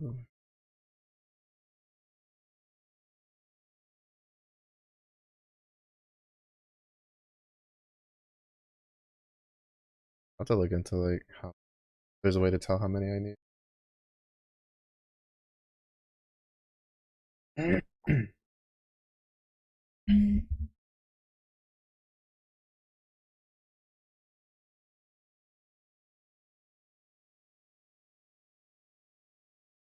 Oh, yeah, that's so good. Actually, chaos damage isn't too bad either.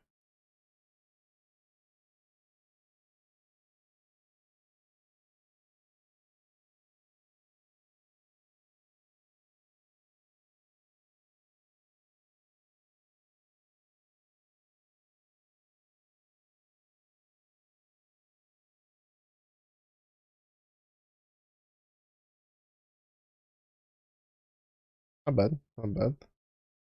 I think I've used the Necropolis crafting system like 3 times, and that's no 4 times. I think that's the first time it's been something that's usable. So we take that as a W. Hmm. Luckily, it would have been a lot better if I had waited till after the patch, but didn't have any space, and there were pretty good corpses on.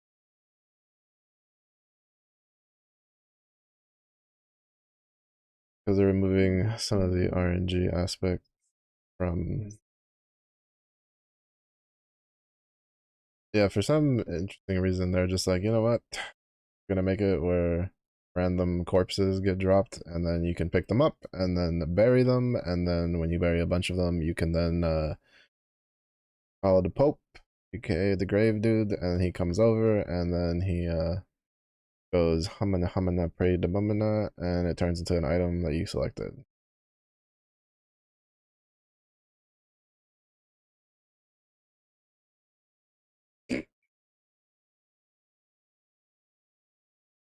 I mean, it'd probably be pretty helpful in New World too, honestly.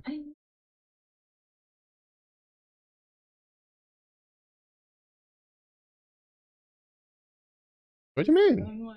That's what you do in Monster Hunter. Yeah, you take the monster corpse, you take it to the smithy, he goes hibbity bobbity bibbity boobity, and it turns into the item that you want.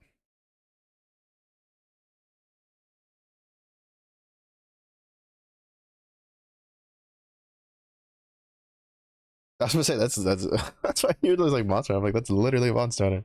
You're taking a corpse, chopping it up, and then being like, all right, put that shit on a sword because I want to beat someone with it.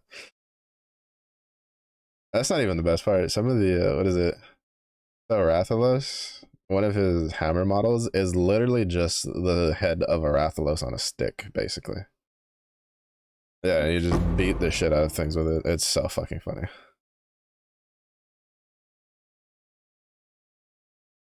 Yeah, I mean, there's a lot of like meme weapons. Like there's the swordfish for the great sword. It's just a giant swordfish that you swing around. Probably. Generally, all the weapons have a main weapon. Like the gun lance has a corn on the cob, and Mm-hmm. I think in Rise, I don't remember if they put it in World.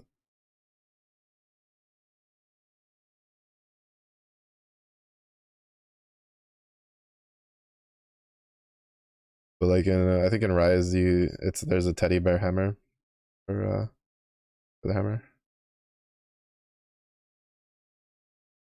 They love sprinkling in those kinds of weapons.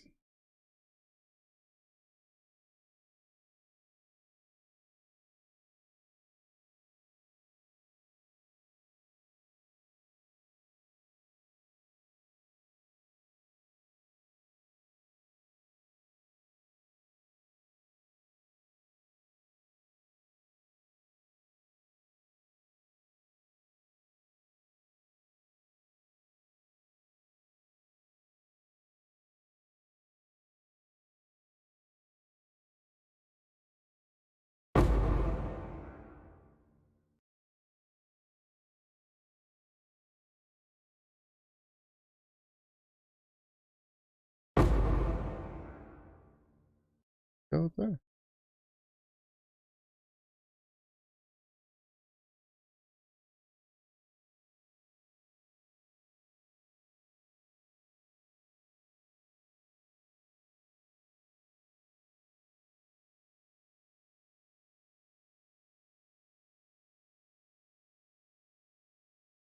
Yeah, so part of the issue is that they left too much RNG in the system, and the fact that you can't control the base, as it's called, like the base of the weapon. So like what type of there's multiple different types of bows, right?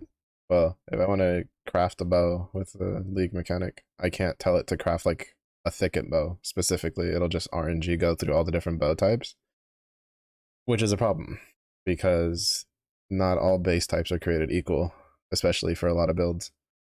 And like for instance, Bone Shatter Slayer, you have two axe bases that you can really use.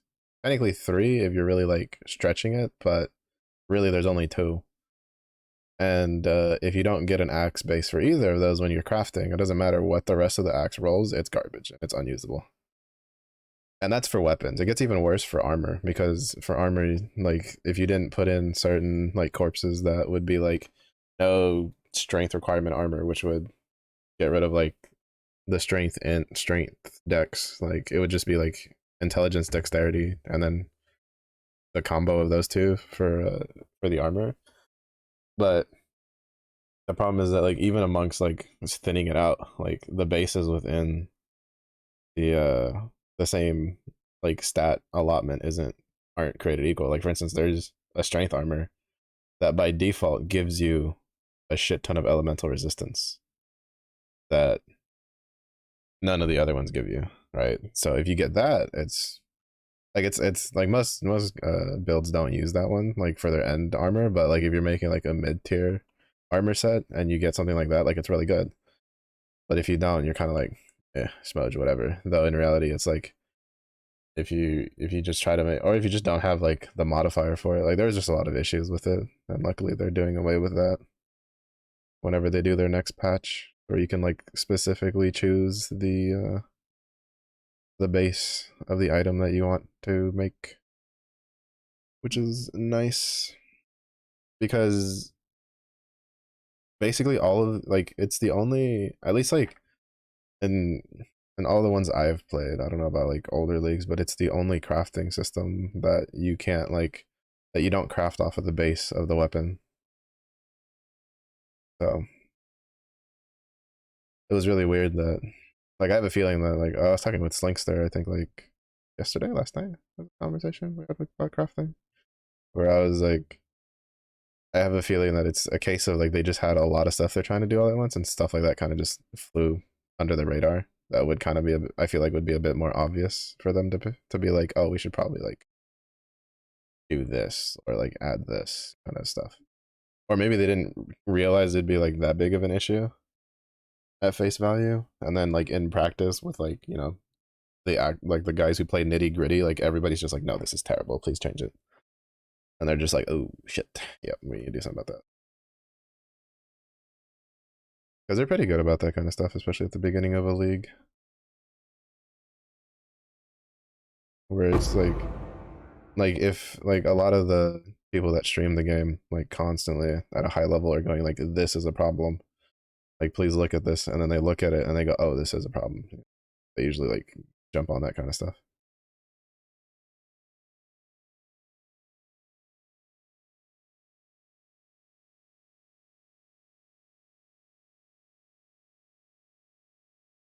Blizzard look, I mean, Dairy Queens, yeah, the Dairy Queen Blizzard.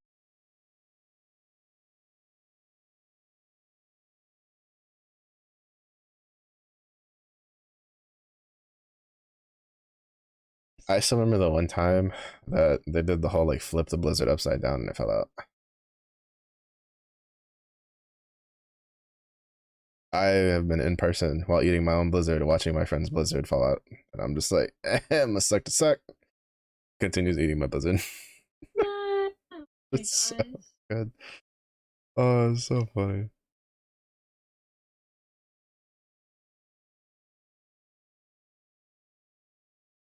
Oh, it's like borderline mandatory here in the States, especially in Texas where Dairy Queen is from. Like it's just like they do it, they finish it, they flip it upside down, and they give it to you. Like that's part of the movement in handing you your blizzard. It's to be like, look, it's with it's the thickness. It's so great.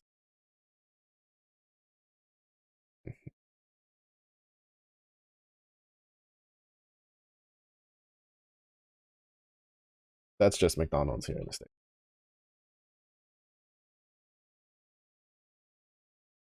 Yeah, no, that's an international McDonald's problem. Is it's you're gambling fucking if the ice cream machine fucking works when you walk in.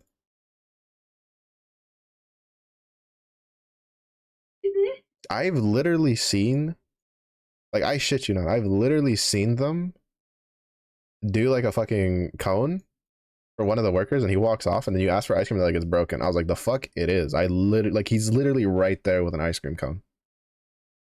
Like, you really want to do this? And they're like, okay, yeah, sorry. Because in some of the places, it's not that it's broken, they just don't want to deal with it. Because to refill the machines is kind of a pain, from what I understand. But it's just like, bro, that's not my problem. Like, you do not deprive me of my motherfucking Oreo McFlurry just because you don't want to refill your fucking machine. Fuck you.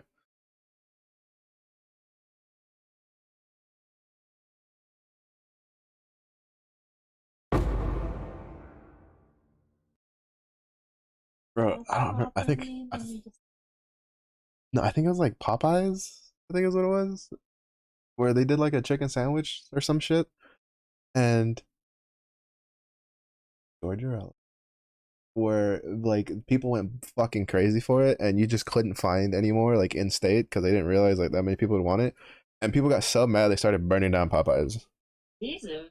We were just like, damn. If y'all definitely ain't getting no fucking chicken sandwiches like that, holy shit, they ain't got no place to deliver it to no more.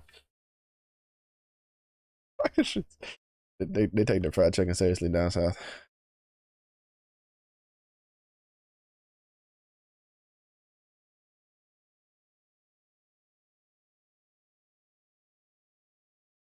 Yeah, there's been a couple times where shit like that's happened, where it's just like you gotta like there's been sometimes reports of just like like a fried chicken place like runs out of chicken, and we're just like, That's your thing. Like, how the fuck you run out of fried chicken as a fried chicken place?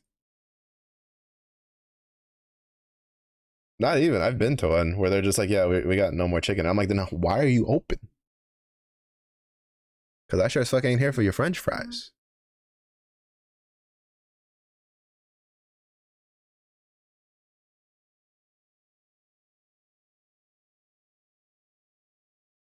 Yeah, but that one was because like one of the semis delivering the supplies had an accident on the highway. Yeah, so they had a very viable reason why they were out of chicken. So my question wasn't like why you out of chicken. It was like, then why are you open? You are lying to me by telling me you have chicken by not having a sign on the door. Wasting time.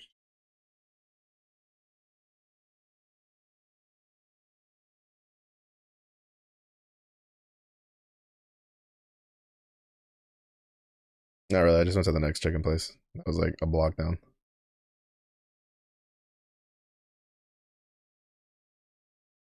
Well, the beauty of living in a university town.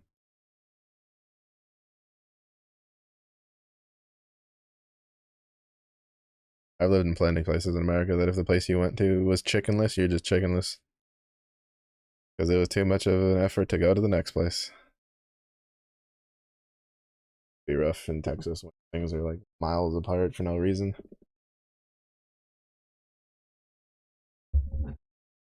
Yeah, you see, that's all fine and dandy if you're the only person checking it out. Because the amount of times I've been like, well, no, like somebody else eats the eats the chicken by using the air fryer themselves, and you're just like, who the fuck ate chicken?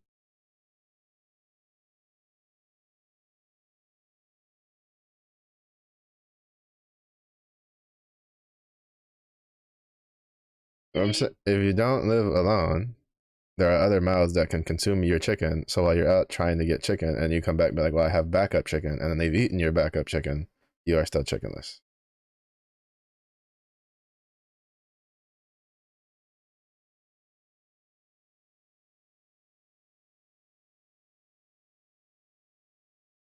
No. To be honest, I've had to experience that like in the past month or tubed.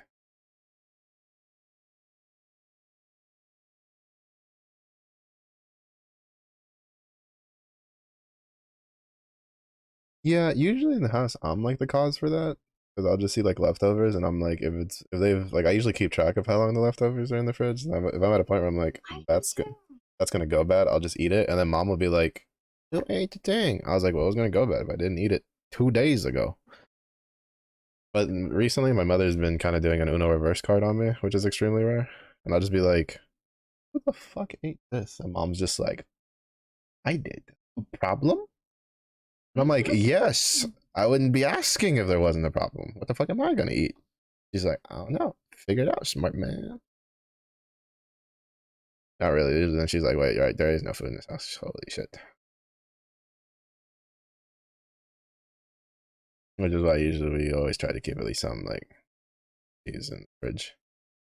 There was one time like it was just a week where we just didn't really cook much and we were just eating leftovers, and mom ate the last leftovers, and then she's like, oh, I got ham. I was like, sick. Did you get bread? And she's like, I saw bread on the thing. I was like, yeah, it's moldy. That shit's been there for like, that shit's been past due for like 3 weeks. And she's just like, well, you better take that cheese and wrap it in that ham and have a little ham and cheese wrap. Had a lot of those in my childhood.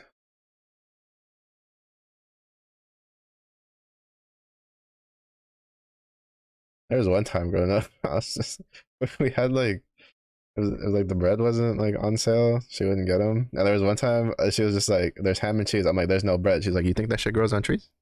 Hmm? Hmm?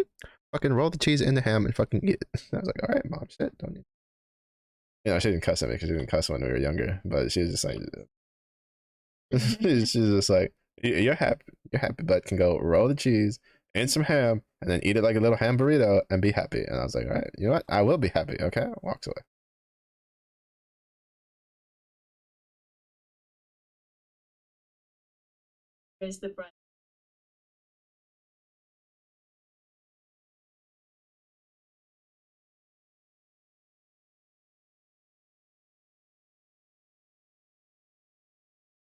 and one does not simply free themselves from bread.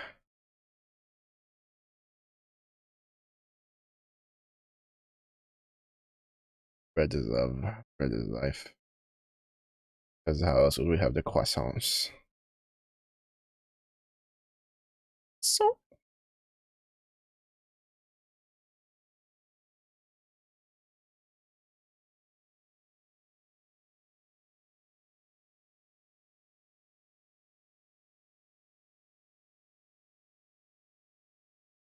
yeah, there's specific bread that's there's definitely bread that was in the house growing up that I was like, why the fuck is it here? This isn't bread.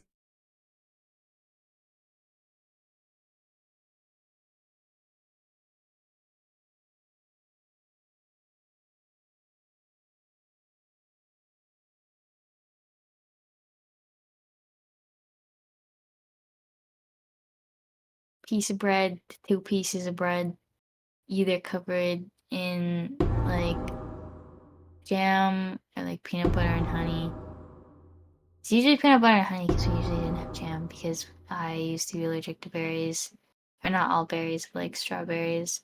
And then mom was allergic to all berries. So I didn't really have that. So it was usually just, yeah, it was usually just always peanut butter or peanut butter and honey. The days that it had honey were good days Mm-hmm. because it made it not, the bread not taste like the bread. Mm-hmm. And peanut butter was like,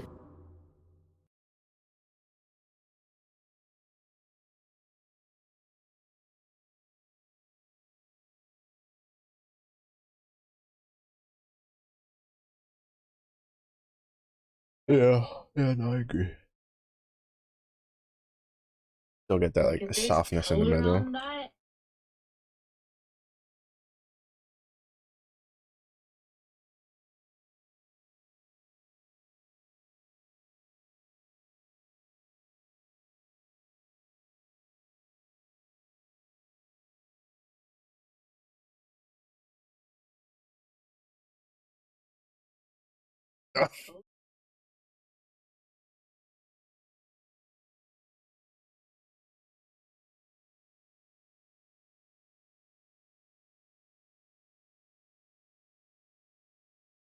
You know, sometimes it's good not to know the kind of stuff because in some households, knowing that knowledge gets you in trouble. I never thought I'd get yelled at for turning down a toaster heat.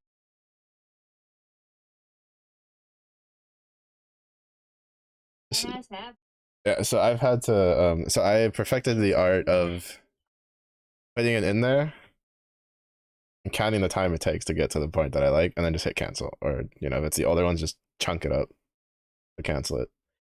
Which would also get me in trouble. So I just make sure mom wasn't around because she's like, "Don't do it." And I'm like, "Well, what else do you want me to do? There's no fucking. That's how it works. You chunk it up, and I'm not allowed to fucking turn the heat because I don't get a break from it."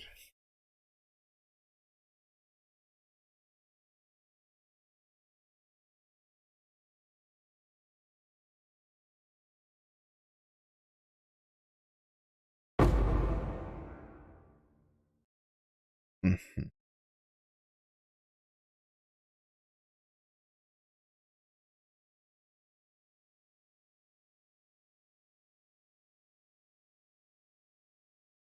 Oh yeah, but I think that's just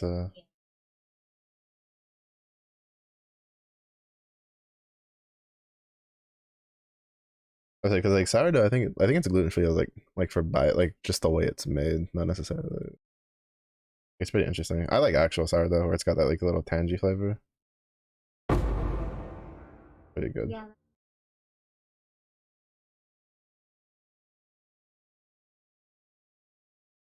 because there's a bread around here that when it goes on sale, that's like it's like a really good quality sourdough. It's got like a real good like taste to it.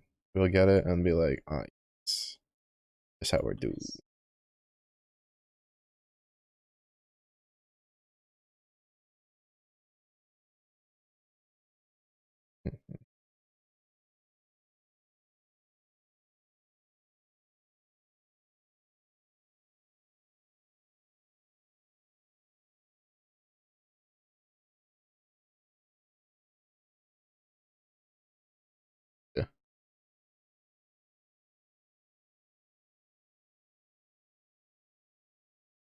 I mean, for me personally, I'm not actually that big.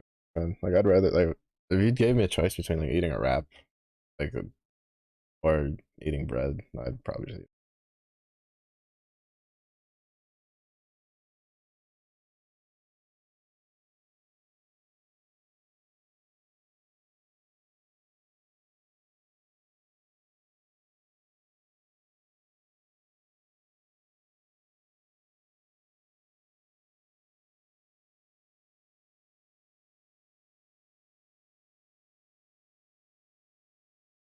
That still pales in comparison to nice little tortilla.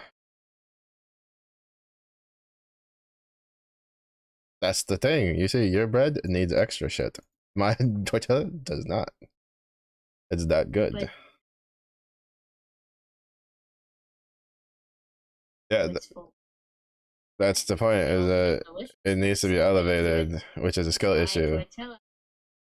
No, if your tortilla is dry, it's not made properly. Like, you know, that's an actual just skill issue of the area. Skill issue at the grocery store, honestly.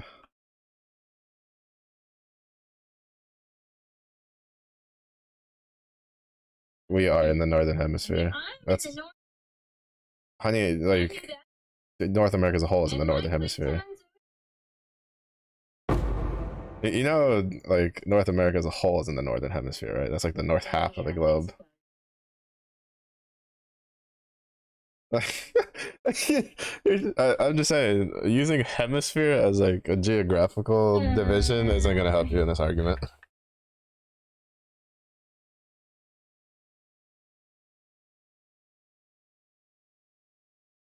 Mm-hmm.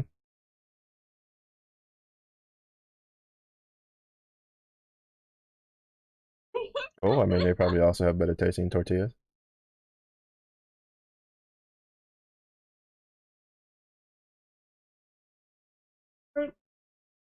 Good.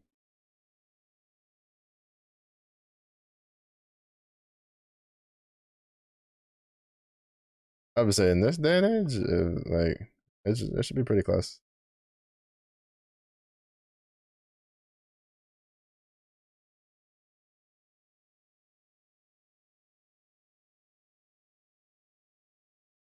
Oh, I'm saying a very clear sign of a not bueno tortillo is if it's dry. There should be at least some sort of like, you know, I don't want to say like moisture to it, but like I don't know how to describe the words, but I mean it's kind of like bread, right? Where it's got a little bit of like sponginess, kind of. Well, not like you know, it's got something to it, right? It's not just like super dry and just whatever. I know you'd understand. You'd understand. You had some of them tortillas. Oh, they don't need nothing. I'm like you think so. I mean, I've been in places closer to Canada than Mexico that had good tortillas. I don't see your point. Wyoming,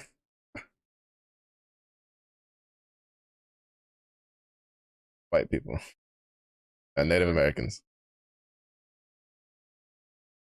The white people were making the tortillas in Wyoming.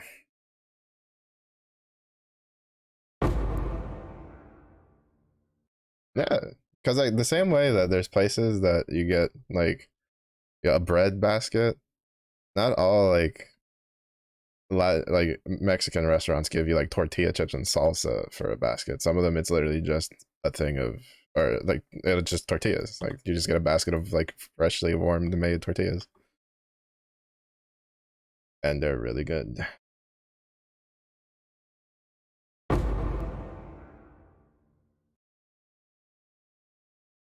Well,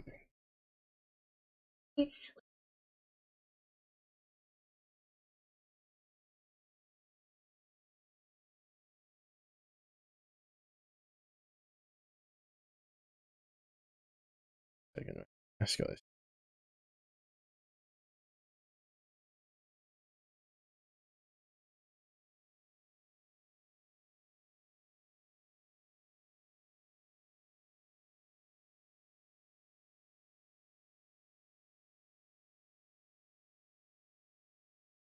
So essentially, you're telling me I hung a right instead of a left. But I didn't want what I'm hearing. For your cuisine, it's turning right on the street over turning left on the street. Yeah.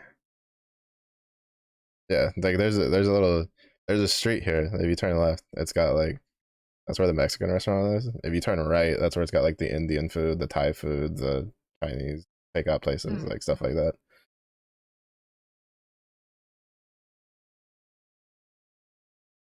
There's a good number of sushi places here. I just don't particularly like sushi.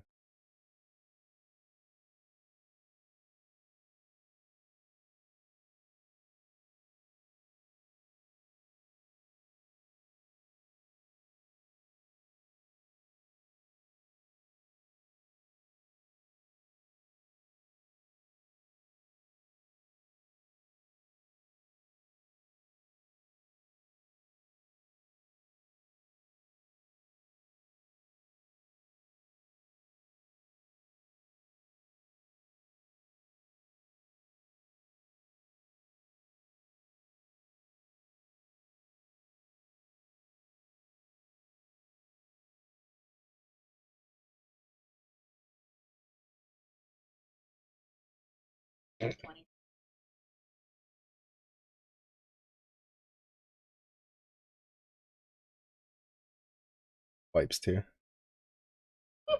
I'm so adventurous. Oh my goodness.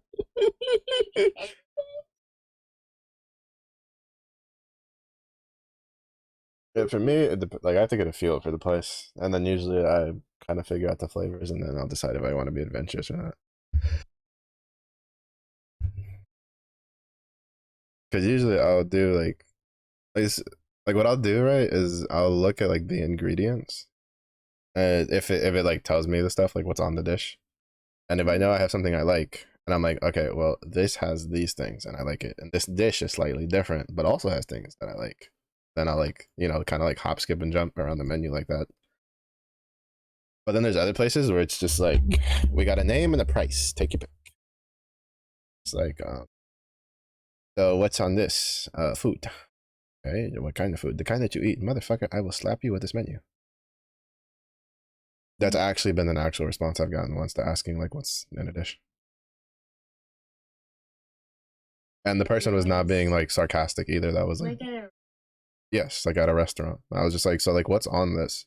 Like it was like I forget what it was. It was like a some chicken. Like the thing was like something chicken, but it didn't tell you like what sides or anything like that came with it.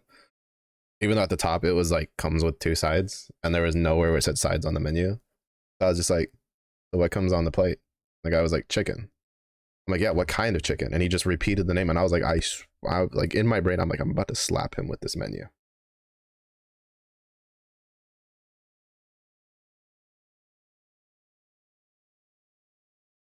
Business. Like I don't think it was like a the establishment thing. I think it was just this one guy. I think he might have just been like new on the job and just honestly didn't know.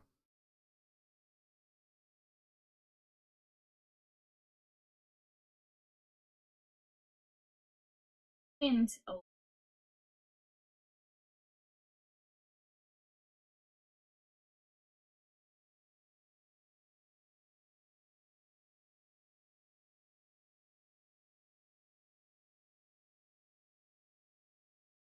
an act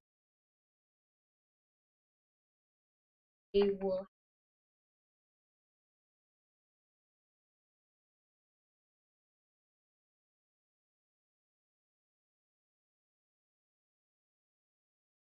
very normal.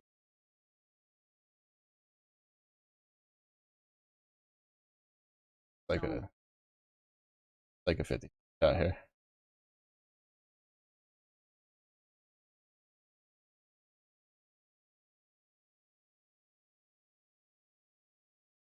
Well, you see, well, you see, like in the States, they get around that with one little sentence that they put at the bottom of a menu. Ask for health option or health like variants, which basically is them being like, they have now like you ordering off that menu have accepted that you've read that and that you don't need that information. So if anything happens, they're like, well, we put on the menu that you need to ask and you didn't ask, so therefore it's not our fault.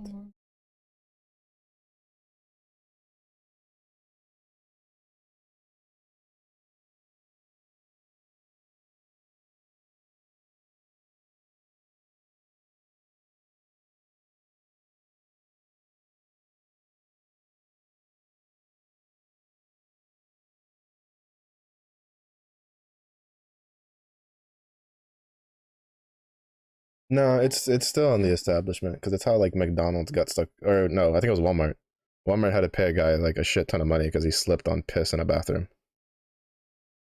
and Walmart was the one that was taken to court over it. But I mean, like he's like I was thinking he like slipped and like broke his hip or something like that, and from what I understand, it like spiraled into like them having to pay him a bunch. The dude's like, I was just trying to get my hospital bill covered. Like he's like, now I'm like set for life. I don't know what the fuck happened. But uh, but no, it's the establishment gets liable. It's just that in the states, it's that, like wording like that shifts responsibility from the establishment to the person buying food from the establishment. Because like in the states, having that on the menu and then you thus ordering off that menu means you've given agreement that that statement being there and you not asking for it means you don't need that information. Now, not everywhere's like that. There's plenty of places that they have like here's the gluten-free versions and stuff like that when you flip through it, but there's still plenty of like restaurants that don't. Shoot, I've seen one have that like that little sentence put on their menu on like one of those those machines where you type it and it like prints out a strip that you just stick on something. Yeah, they just slapped that on their menu. Like that was it. Like, they didn't even print a new menu. They just slapped that little sticker thing on their menu. And they're like, yeah, covered, baby. Yeah. Like I'm sure there's probably like workarounds for lawyers and stuff, but part of it comes into the effect of like, do you have the money to like deal with taking that person to court? Because that's what it comes down to a lot. That's why like a lot of stuff like that gets settled outside of court.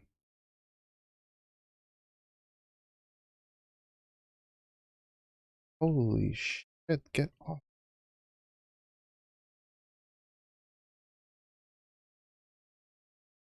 As I just picked it up.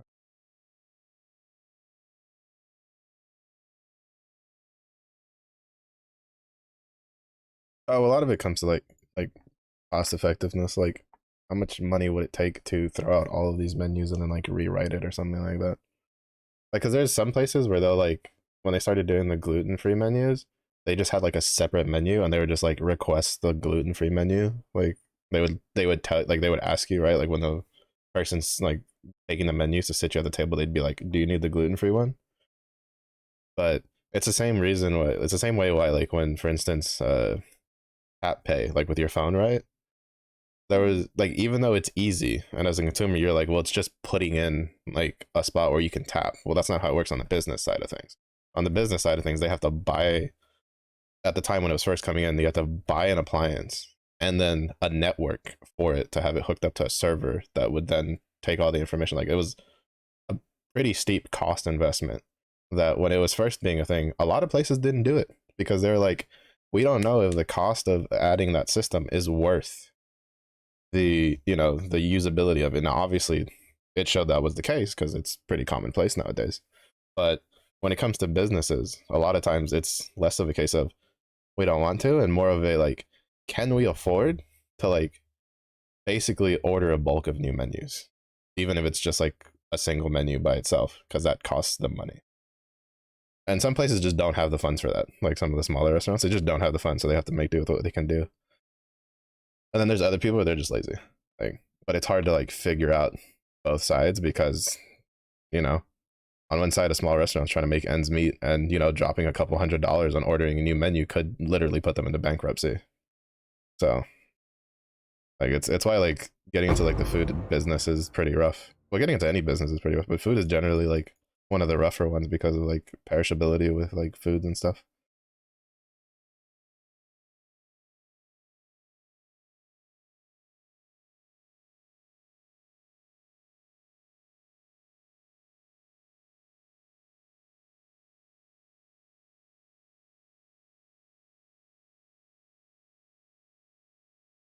Oh, bro, those fucking drive me up a wall sometimes.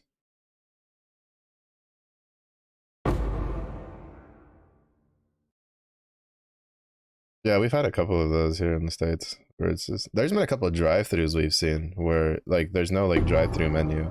It's just like the speaker and they have a little thing for you to scan for the menu.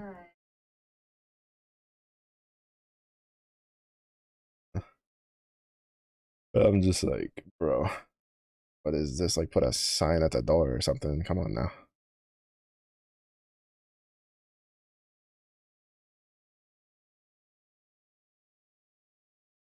Well,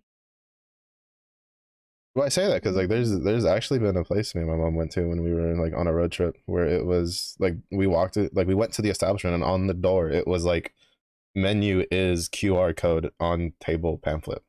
Like it told you that like before walking in.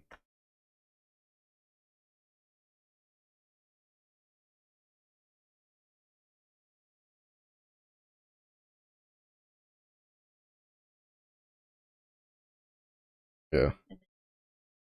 Well, it's just because it's also like something that's like not overly common of it being the only way to see a menu. Like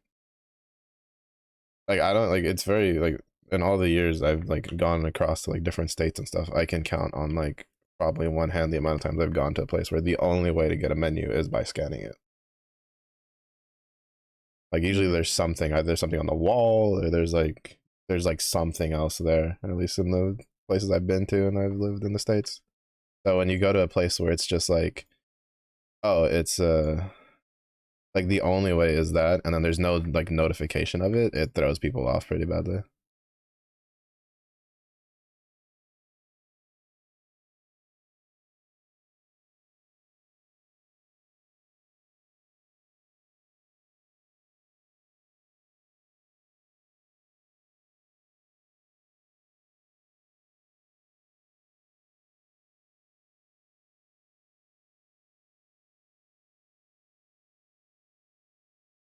Big man, yeah, see, some of y'all need to take. There's some notes y'all could be taking. And apparently, in the States, we don't charge too much money for signs because places like that, they got a sign for it. Like pretty much every place I've ever been to that has a that's like self seating, there'll be a sign at the like when you walk in. It's like please seat yourself. Like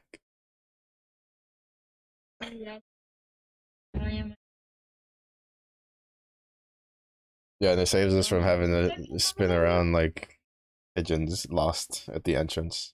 I don't know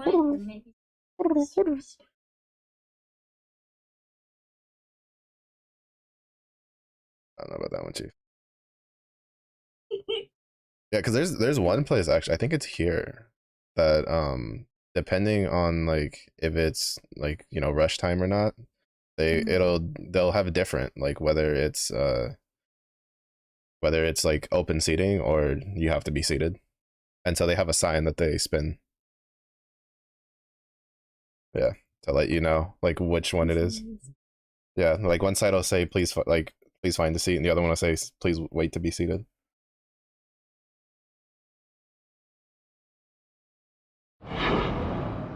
I know it's America. We're just like, oh yeah, we got the sign.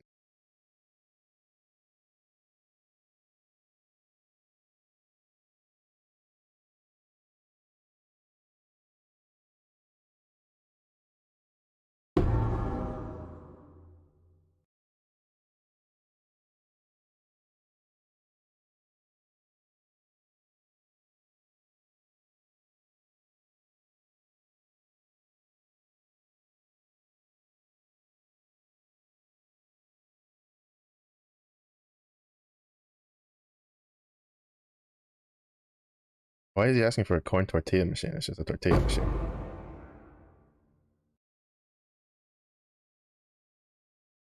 Like it's a corn tortilla mix, sure, but oh no, speed.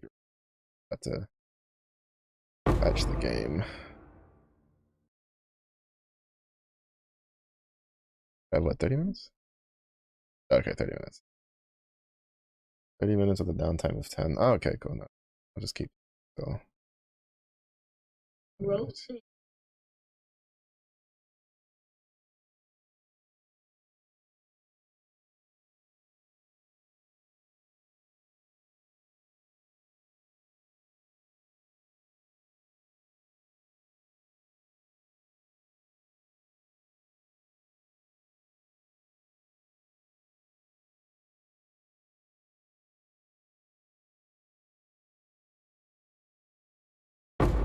I'll say that sounds like someone who like actually graduated from like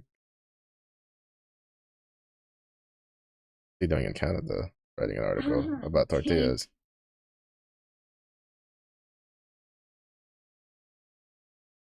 I'm a bit more interested in like what his major is. That would put him up there.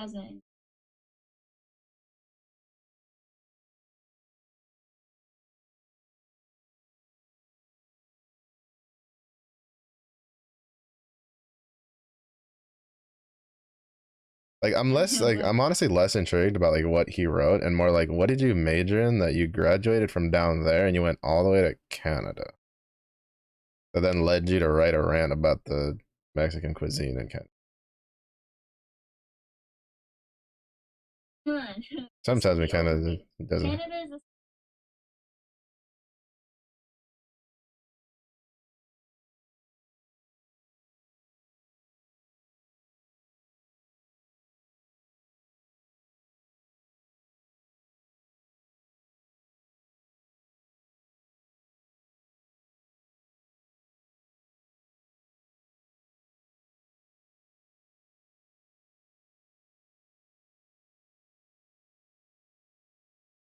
I don't know. I've been to Canada. I wasn't overly impressed, but carry on. Mm.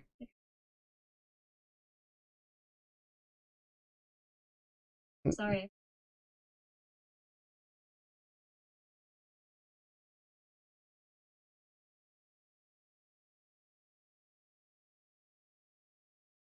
None of them knew.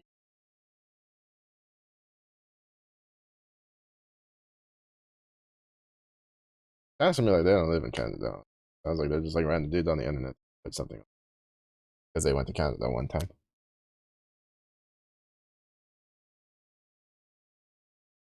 Unleavened. If I'm mistaken, it's like the type of like dough used.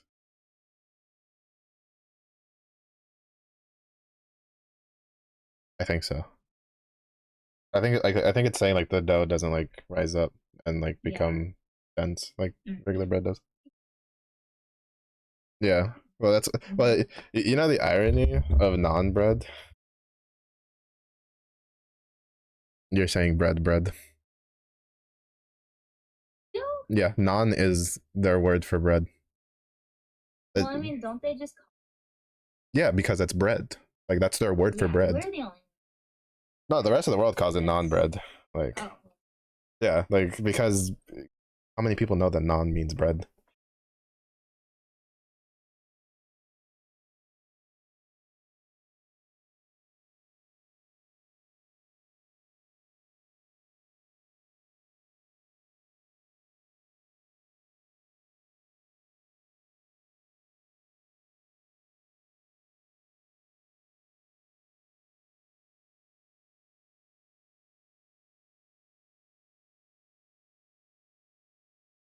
Oh yeah, it's like the equivalent to like nobody goes, hey, do you want potato chips? They go, you want some chips, and they hand you. Exactly. Yeah.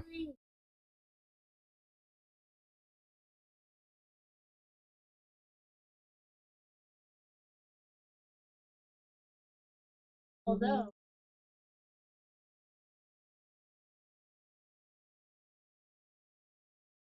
But yeah, but that's usually asking the flavor, right? You're not like.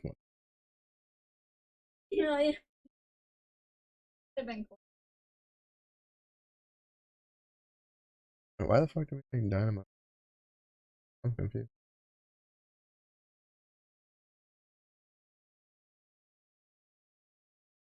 Oh shit! I don't have time to be.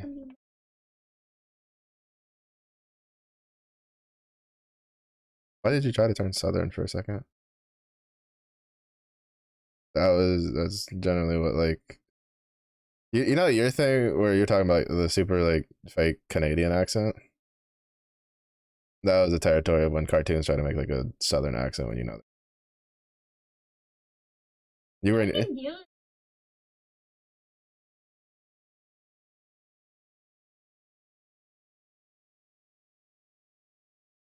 Get southern then. Come on now.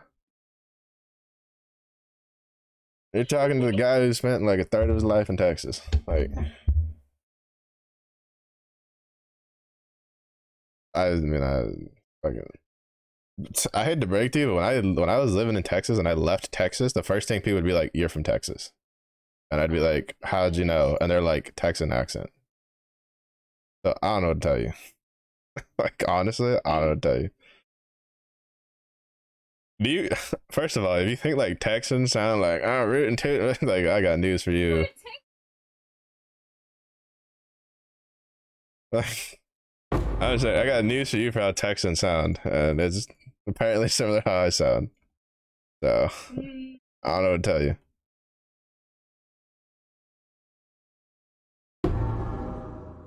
Like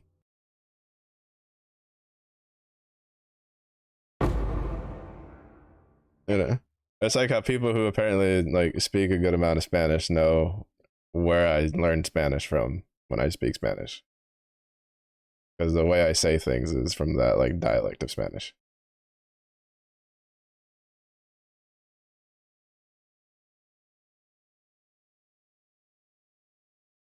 So as I was saying, the Southerners gets baby start talking. Rest of my case, carry on. Goodness, disappointed. Yeehaw.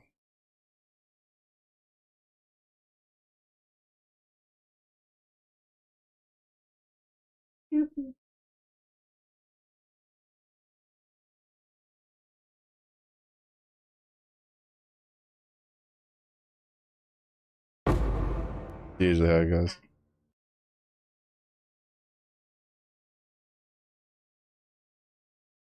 Usually how it goes. Honestly, in regard to the accent thing, like I never picked it up. Like I'd go out of state and people are like, "You're from Texas." Like why? Because you sound like you're from Texas. I'm like how the fuck do I? I'm like, have you been to Texas? I don't think you've been to Texas. You think like I sound I'm from fucking Texas. But then apparently my mom's like, yeah, you know, you picked up the Texas accent real quick, and I was just like, crazy.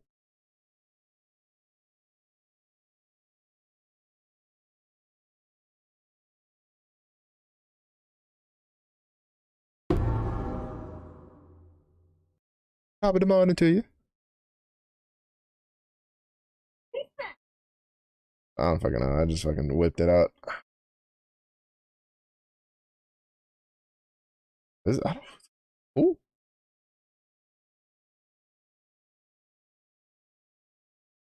the fuck is he trying to do? Record a Lucky Charms commercial?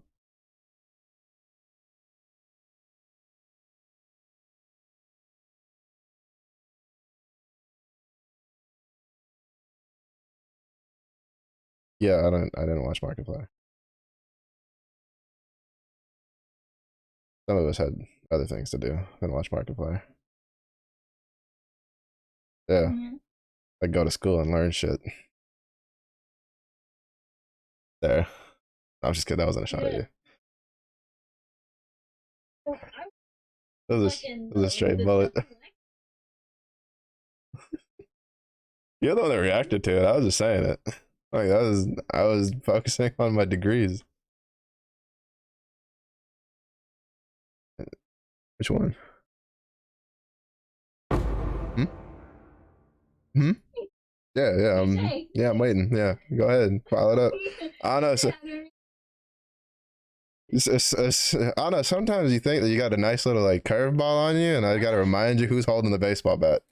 Like, again, back to back champ sitting over here. Like, I'm gonna need you to, you know, sit down in that dugout real quick, taking notes.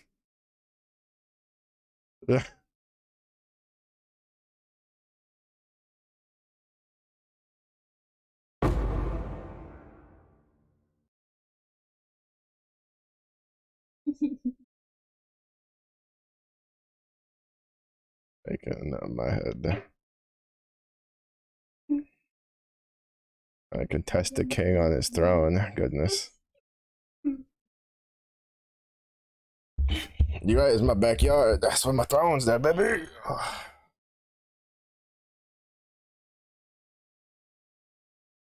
I told you to stop sniffing it. It's bad for your health.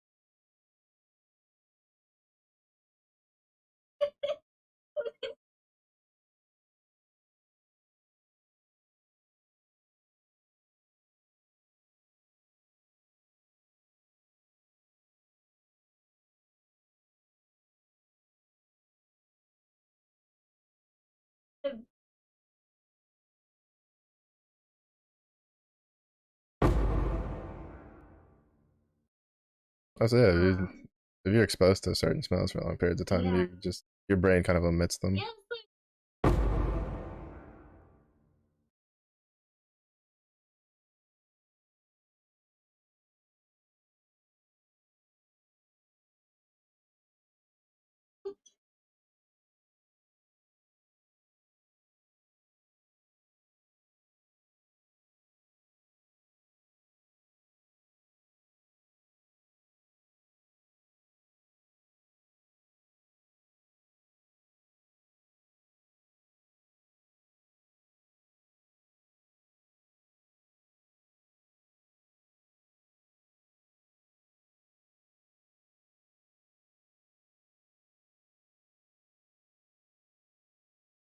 That's not honestly.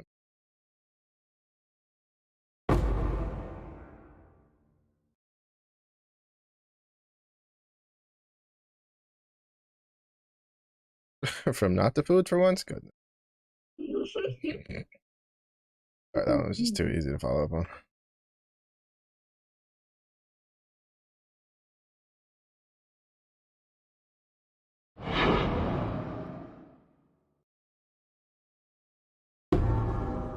I feel like you were fighting for your life for that though. There's no sleepiness. I edged in a couple times. I don't know. Not like other times where your sentence just isn't even English. And then I get yelled at because I didn't respond. And I'm like, like that's all you're getting.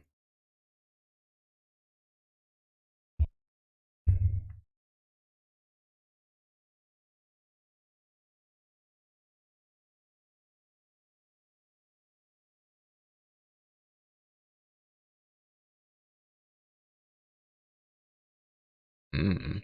I don't even know why you looked at it to begin with. All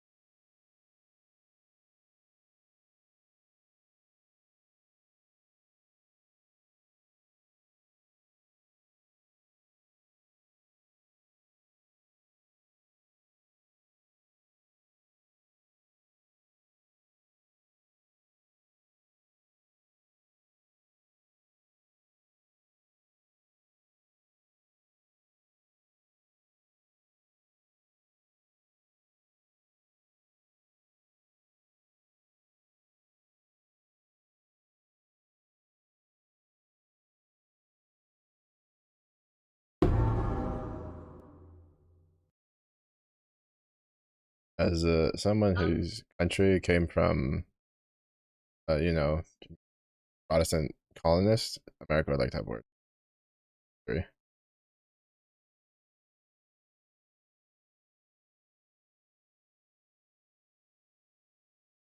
The 13 colonies were Protestant colonies.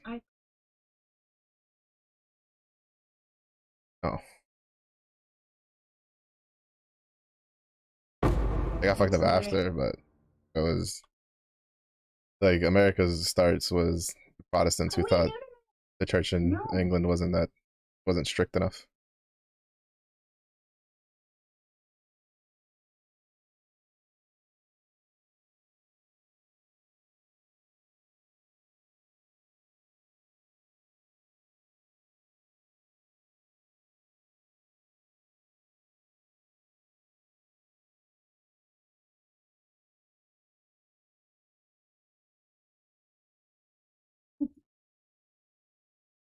Gotcha. Big patch soon. True, true. Mahosive. Even though I'm gonna refund that electronic slingster because I'm gonna end it since the patch is like now. Probably just gonna take a break and just continue off stream. But I hope work's going alright.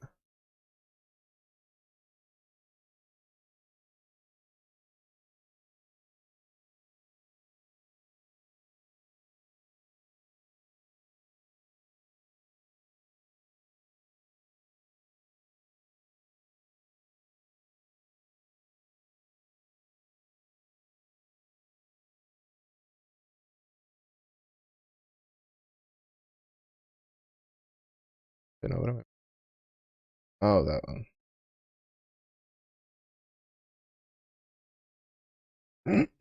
I got to end it. I got to.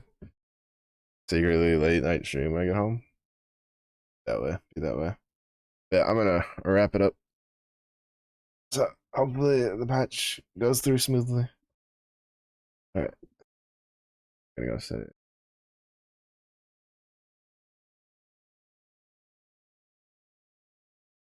Oh,